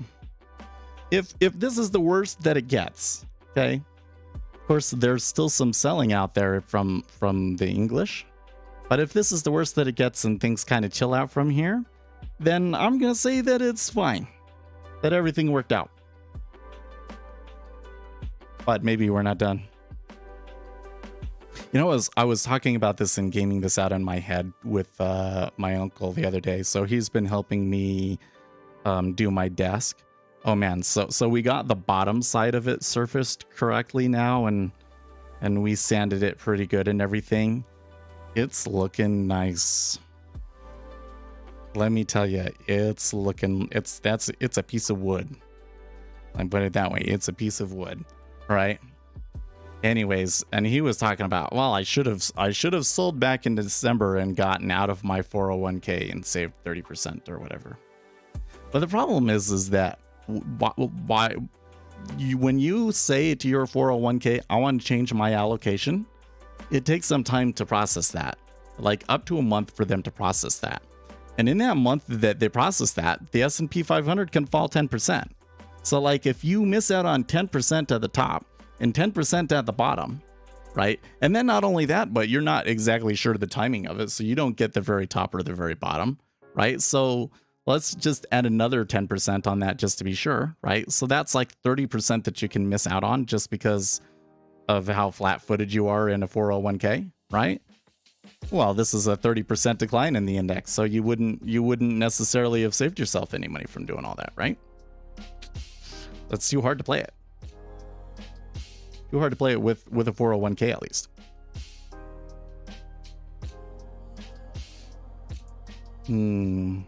Well, 113.04 was kind of a spot that they stopped at before they extended a little bit higher after the news.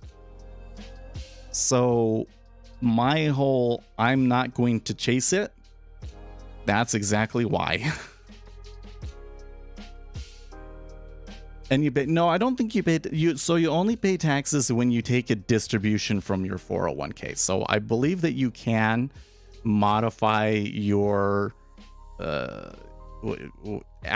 allocation strategy or whatever without paying taxes, but you do have to pay taxes if you actually withdraw from the account, or you don't withdraw from the account when you're supposed to, right? Like if you get over, what is it? If you're older than 74 and you don't start taking the required distributions, then you have to pay like 50% or something. It's a really stupid. I don't get that one. I think that's really dumb and unfair, but whatever. 401ks are a scam. They're not a scam, but they are the best way to invest right now. But I think that really what it is it's kind of a cookie to lure you into a place where you don't have control over your money. And Wall Street does. And I don't like it. I think that if you're making less than $200,000, why are you being charged a capital gains tax at all? Why can't all investing for regular middle class people be free? And that there's no need for a 401k, IRA, and all this other nonsense. College savings accounts, health savings accounts, etc., etc., etc. Why can't I just invest as much money as I want and not have to pay taxes when I on my profits, right? Like I pay. There will be no pre-tax money except for maybe an HSA. Maybe in HSA you should be able to invest that pre-tax. Okay. But the rest, it should all just be like a Roth IRA. Everything else should just be like a Roth IRA. You pay the taxes on your earnings, and then you can invest it, and whatever you make on the invest is no tax.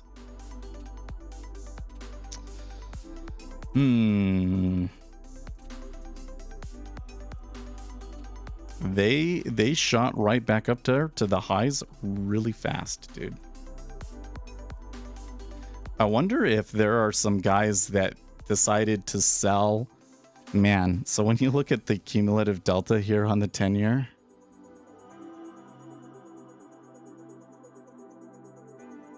look at this. Look at this area compared to this area. So this area was like, oh, that's a lot of volume. Oh no, this is really bad. It's come down so much, and now this just totally eclipses it.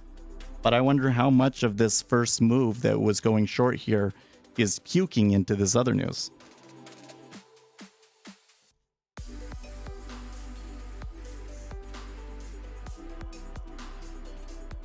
How much money you made on that, I don't know, but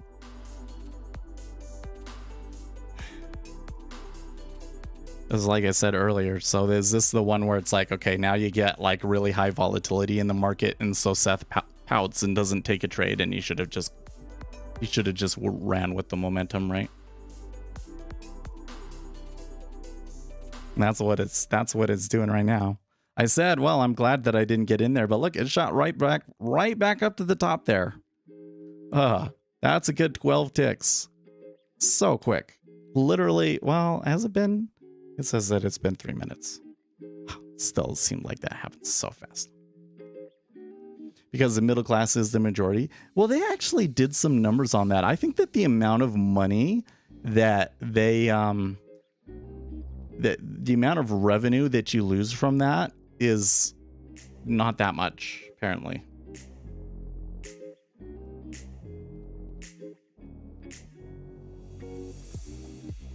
Oh, I'm getting some headlines about Credit Suisse.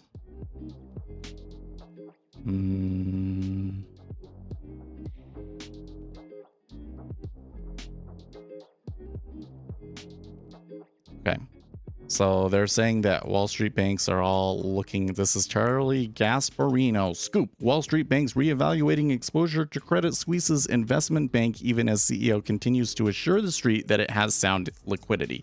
Wall Street CEOs also imploring the Swiss not to wait until late October to announce a new strategic plan. Story is developing. Okay. Ooh. Lots of risk out there today, right? Lots of risk out there today. Unclear to me what this trend in the treasuries do. The possibility of this flipping back down on its head are still there. Although the liquidity is definitely better. The liquidity is definitely better. So that kind of helps us if we wanted to go for continuation. You know how it works though, right? If I buy 115, it's going to come back. Guarantee you. Almost guarantee you.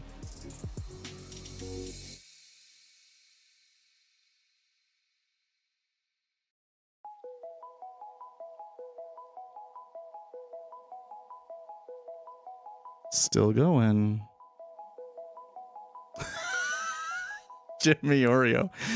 To be fair, if Kim Kardashian can talk you into a trade, you were probably going to lose that money anyways. Waste of time in my view. Yeah.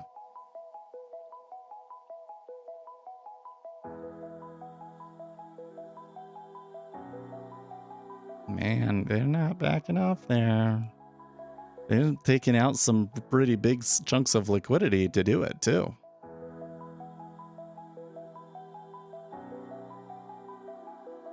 Let's come back over here to Zero Hedge and see if there's more to that. Let's see what their take on that. Oh,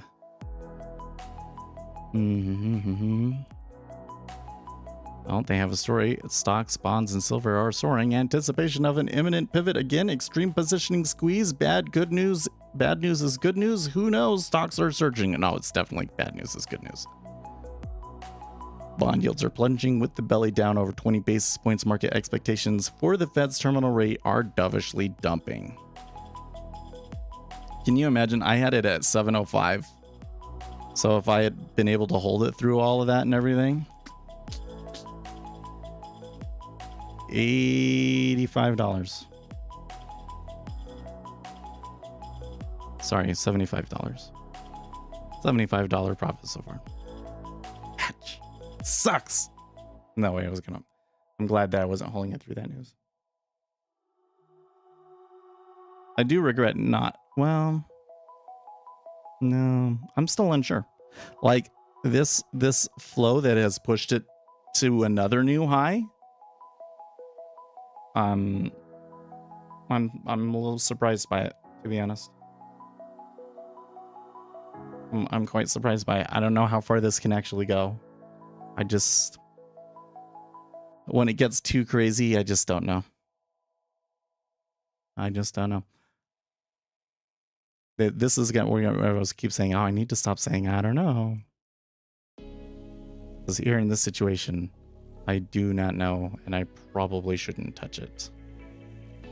You can make some money taking on risk, but that is a risk that I don't want to be taking. There's a good reload right there, 13.5. I don't know if I'd be looking to get more out of it than a tick or two, but you might be able to do 13.5 to 15.5. Silver is soaring and back above 20.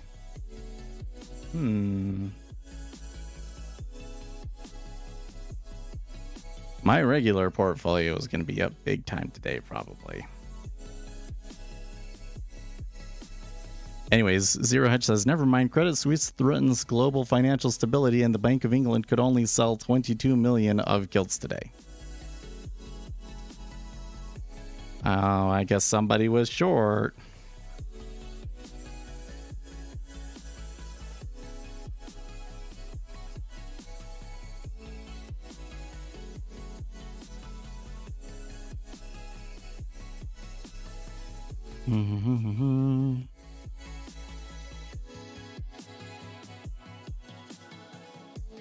This was the biggest drop in ISM employment since COVID lockdowns collapse.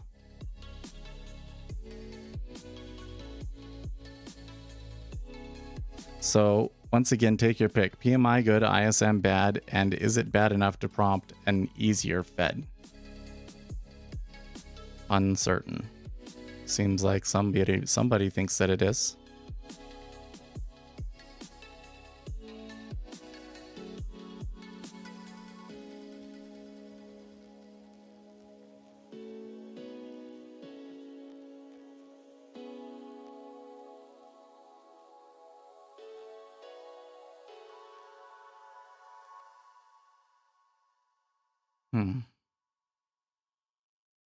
Man, people are really, really piling on the SEC today.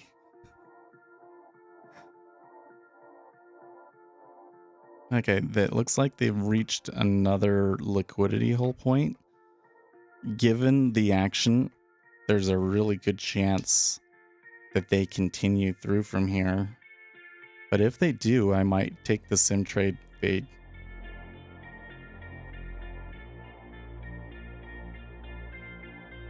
It'll be a good test for that trade because we've done it on the downside. Now we'll see how well it works for the upside.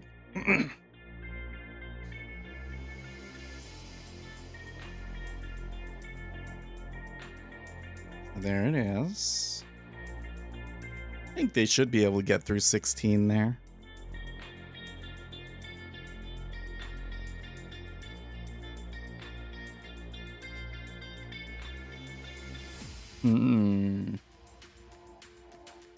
Yeah, there is a little bit of gravity there.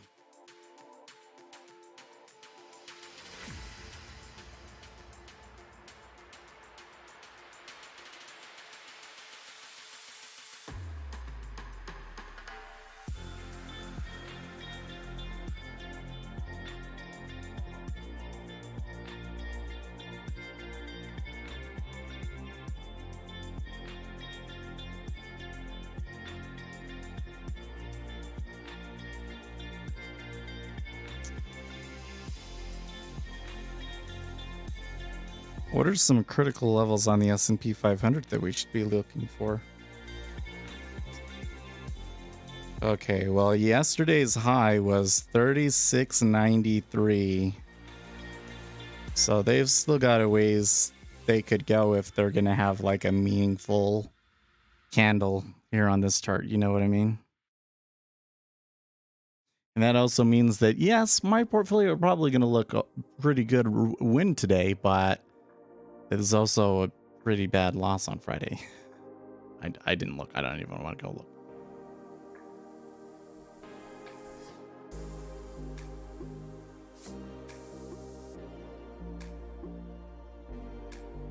Still hasn't touched 16.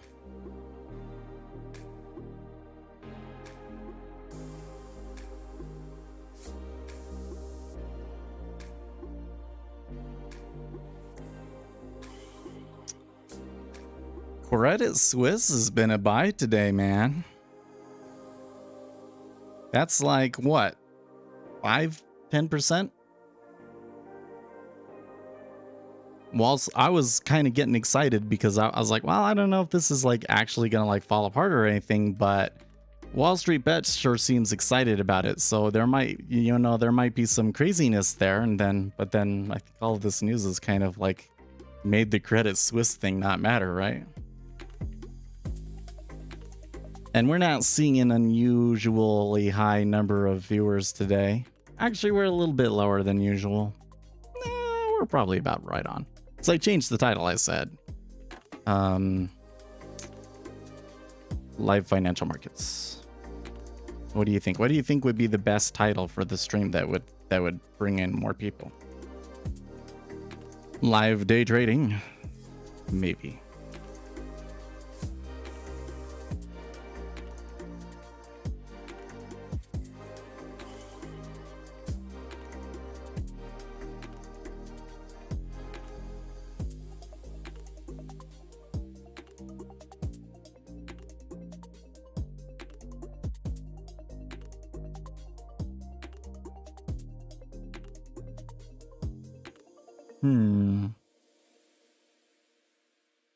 Still, they still might bust through here, but look, there's some pretty big icebergs at 13.5 and 14 now. Make millions of dollars day trading Kappa, right? No. I'm really conscious of making some sort of clickbaity headline that may lead people to a false expectation of profits, right? Like, they might not be the intention. Some creators, that might not be the intention, but I think that I used to work for Goldman, and they always said, look, if there's a rule, we want to be doing better than the rule, right? If they say you need to have this much margin, we're going to have more margin than we require, right?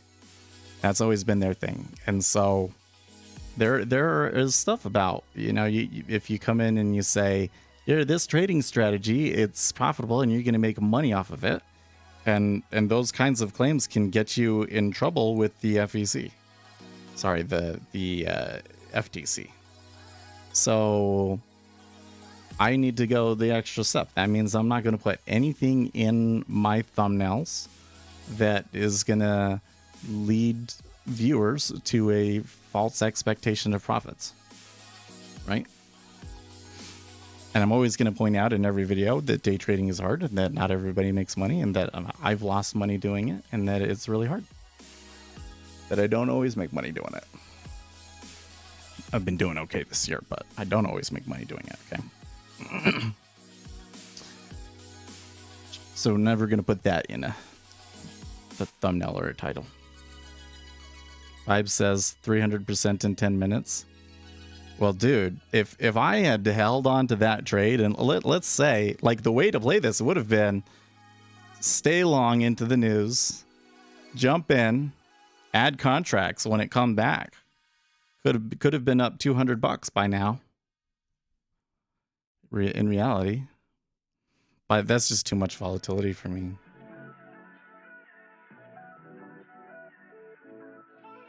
I'm mostly just glad that I kind of had things right. It sucks that I did not catch on to the whole thing with gilts until long after it happened. I am happy that I decided to not get back into the markets until after that news. And even though I really wish that I had been on this train, it really is that train is a little bit dangerous to trade. Like once you've missed that initial strong move, it's really hard to, unless you had to have gotten below, let's say 113.07. Everything above that is potentially vulnerable for it to come back to.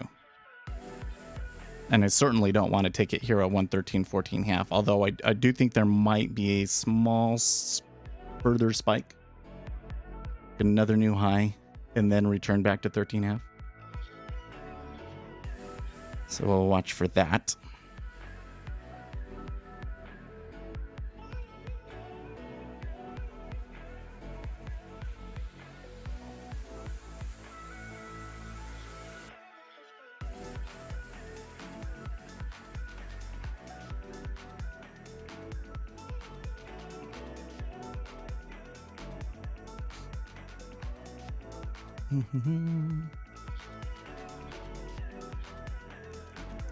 Felt like I have to justify myself as to why I did or did not take a job. I don't have to explain myself to you guys. Screw you guys. I don't have to trade if I don't want to.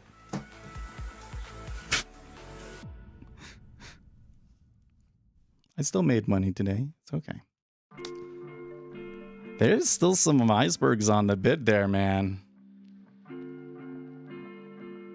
I'd be really surprised they don't touch 16 today.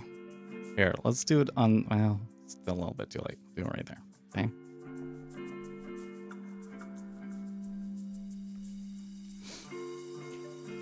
I'll take it off there if it gets it. And then if it gets it, then maybe I'll flip the other way.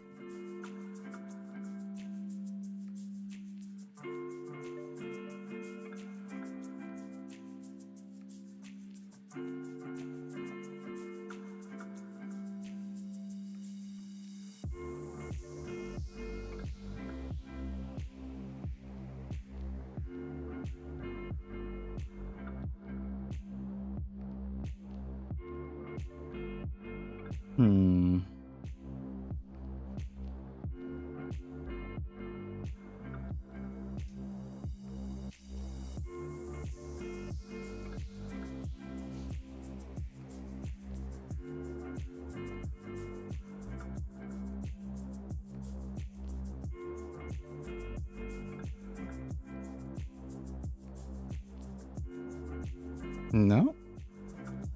Interesting.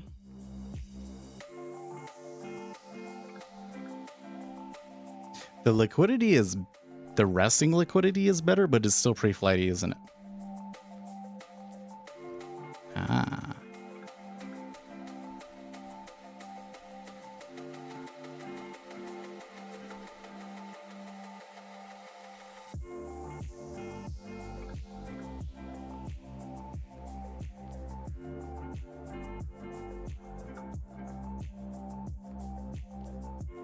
good.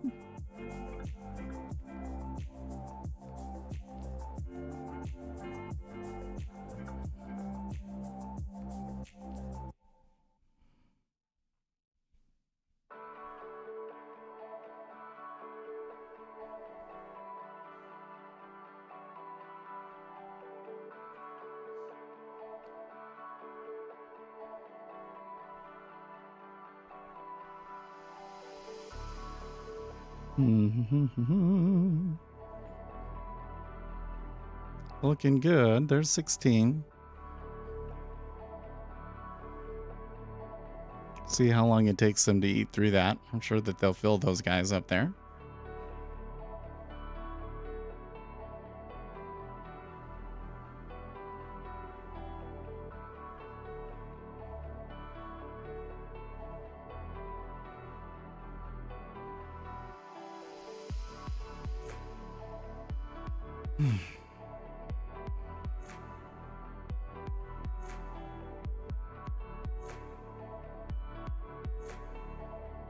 Okay.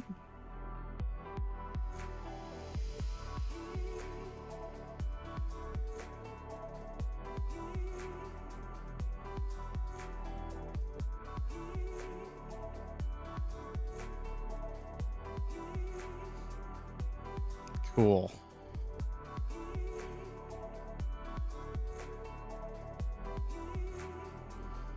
I'm doing pretty good on those.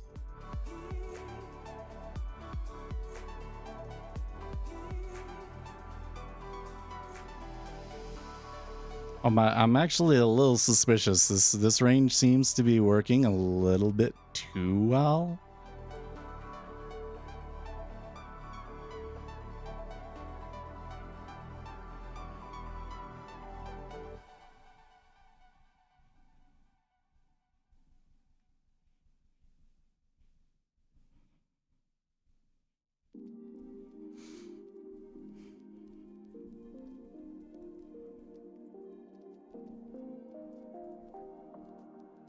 Okay.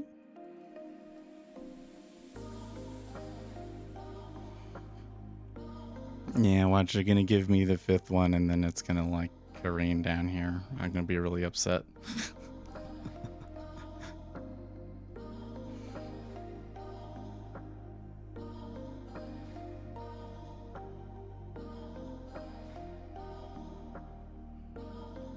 Oh, almost, come on. Iceberg 14. Oh,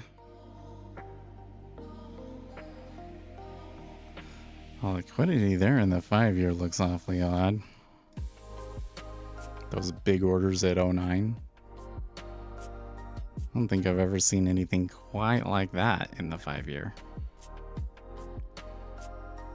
I've seen those in the 10-year and they were spoofed. Like, I remember they would used to be like, oh, it's very unlikely that that's a spoof because it's like multiple at multiple places and stuff. And then like next time they did it, it was a spoof. I was like, well, I know nothing. At least about that market.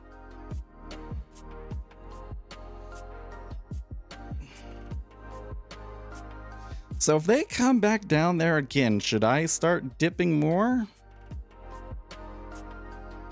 I don't know if they're going to give me another chance.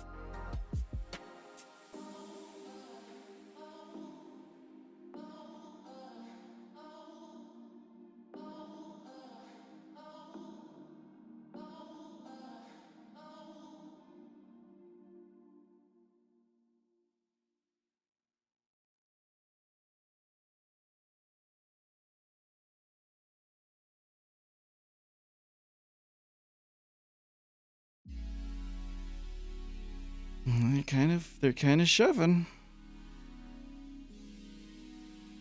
Does look like steepening too, by the way.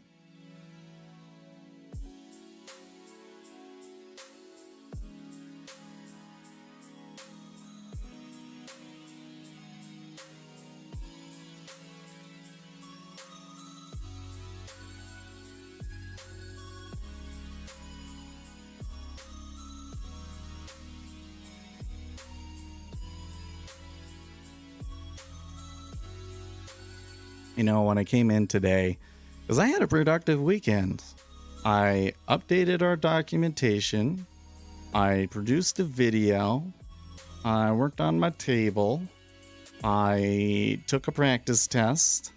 I got all of the things done over the weekend, and then came in, woke up this morning, I was like, oh, it looks like we're going to have some opportunities in the treasuries today, so let's knock it out of the park. And you know what? I played through on the plan. It didn't work out quite the way that I wanted. You know, I was really hoping to have something to really get the week off going right. I think I'm kind of feeling like the effects of the high kind of coming off and feeling a little disappointed, even though I don't think I really have. I really shouldn't feel disappointed. Like, I missed out on some profits here for sure, but some of these more extreme moves you're gonna miss out on, especially when it's like having, you know, 50-point swings both ways before all of that. that was really quite excessive.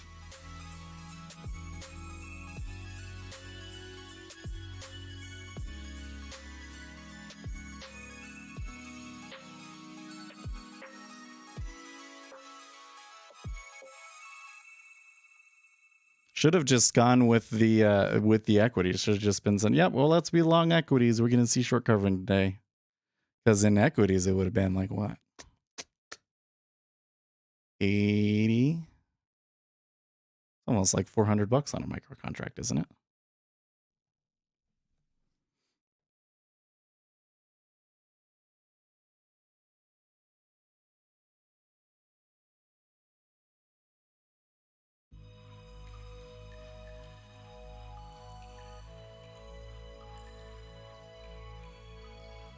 I'm kind of tempted to join that iceberg right there at 15, but I think that I'm already loaded up enough.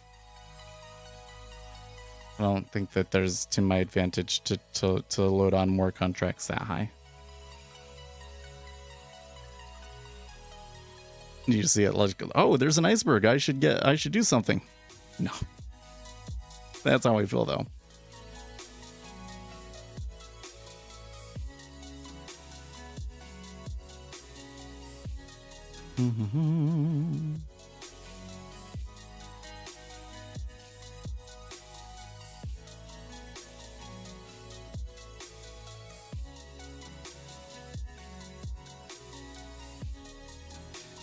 So, you know, I think I keep coming into this thing that like, when I am doing well, I don't push it enough.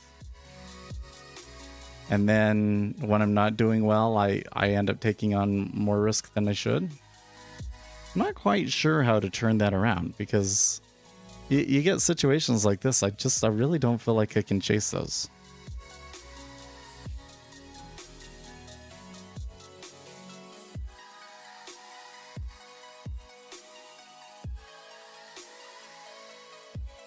Not when you're getting 50-point swings both ways.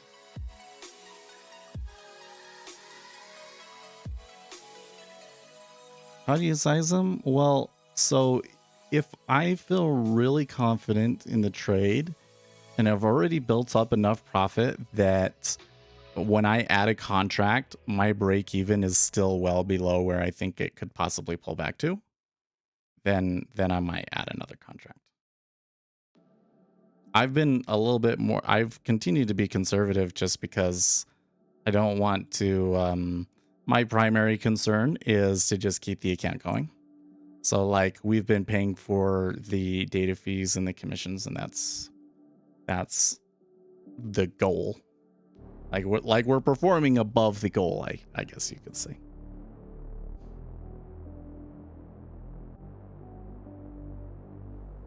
So that one worked well. I'm not seeing the thing that I want to see to make me want to fade it. So how much did that make? Was it 250? 312. 312 on the 10-year.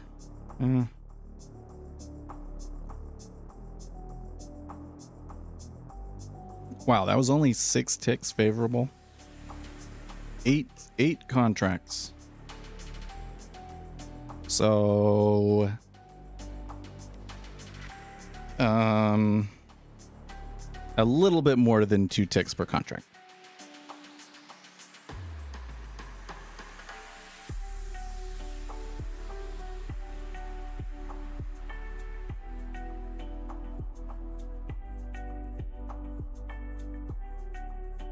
So here you are at 605. So that would be 100 ticks.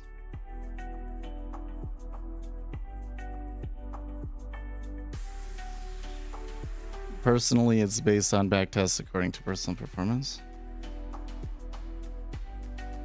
Oh, Colleen Phillips says that's everyone. Well, you're right. Like,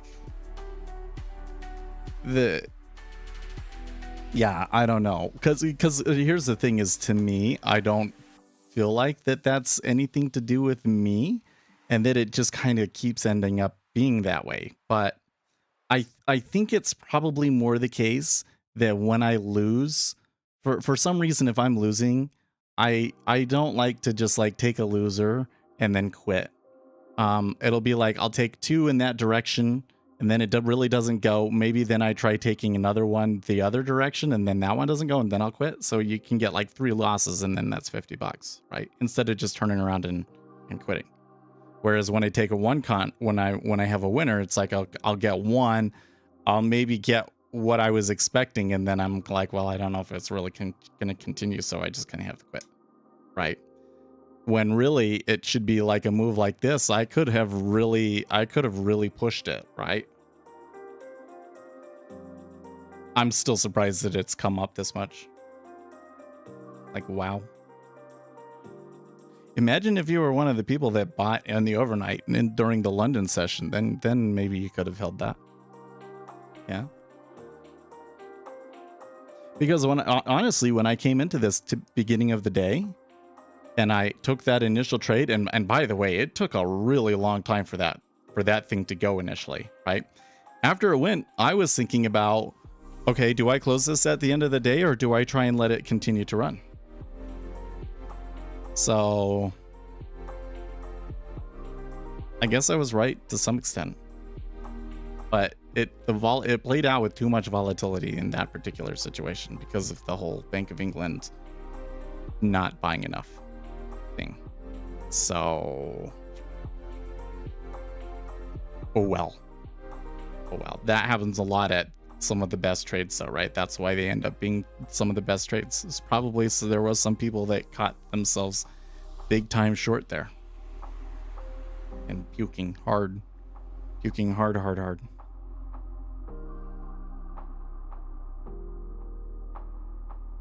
I don't always have to catch the big ones. That's another thing too. Like right now I'm more concerned about not blowing it on the big ones rather than like catching and getting everything I can out of them, right? I don't want to be the wrong side of those. Can you imagine that if I had been short into that news?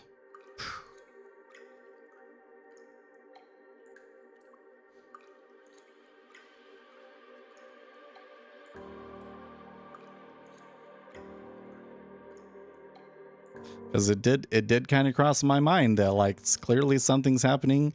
Maybe the gilts are just going to continue to sell off. I didn't think that the news was going to be a big deal, so I kind of thought, well, maybe the news will happen, and then, you know, that'll kind of blow over, and then the treasuries could continue selling, and I could have shorted. That had crossed my mind as well, right? So if I wasn't good at kind of seeing those risks and just avoiding them, could have been short into that move. Wouldn't it? Would have been devastating. Would have been a big hit.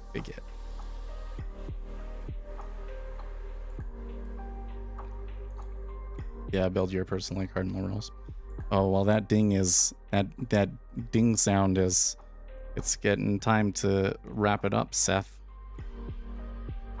Well, good day. Let's just come back and pull the chart up here again to kind of explain what happened. So coming into today, we had let's do it with arrows. So the UK UK's Liz Truss backed off on their budget, which was a very positive thing for the market, and we saw the treasuries start moving up. And so I wanted to go long based on all of that, and we did eventually see pressure move up to the highs. Now there was kind of like a resistance line here, so they did kind of come up to that, and then at that point was when there was a an operation from the UK central bank where they were supposed to buy treasuries, and they did not, or gilts rather, and they did not buy as many gilts as the market anticipated. So that created these two down moves, which were quite surprising. Okay, and then we had the new economic numbers, and the new economic numbers were pretty dismal, and bad news is good. So we saw treasuries rise considerably. Probably in this area, I'll circle here for you. You know, kind of like a return to the scene of the crime sort of a trade can be a good place for a continuation trade if you have a good reason to expect that there will be continued order flow long, because essentially what's happening is there's a liquidity hole. This is where they're getting pulled back into the hole, so you get good safe spot right there, and then kiss the higher. I maybe could have taken that trade. I don't know how much it would have been worth. Probably it looks like it's be worth at least $50. But I didn't take it because at this point it was just so volatile that I didn't want to trade it. Maybe I need to get over it. But it seems like every time that I say no, it's fine, I need to just deal with the volatility and trade, and those are when I take the big losses. So we're okay. But in terms of like playing our strategy, being informed traders and everything, I think we did a pretty good job. And it's just that this particular day was really messy with headlines both ways and kind of played out in a way that's hard for us to play. That's okay. That's okay. That will happen. And hey, something could happen that shove us back down tomorrow. It's possible. Although I'm kind of thinking, in the longer run here, to come back to volume profile. Actually, maybe we need to go to here. So at least to this like 114 area, I think that we should be getting a pullback in the treasuries at least to 114. Although it wouldn't surprise me if we come all the way back up to like some of these moving averages, right? Well, let's not get ahead of ourselves. I think that we could be seeing a change in trends, and this kind of disorganized behavior down in here is very indicative of a short-term bottom. So you didn't even see the screen during all that. Right there. There you go. You were short like 1 second before. Oh, 5. You guys so effing lucky. Okay, so guys, I have a video coming up here. I'm gonna give it to you. Hold on a second. Oh, no, I can get it from the front page, right?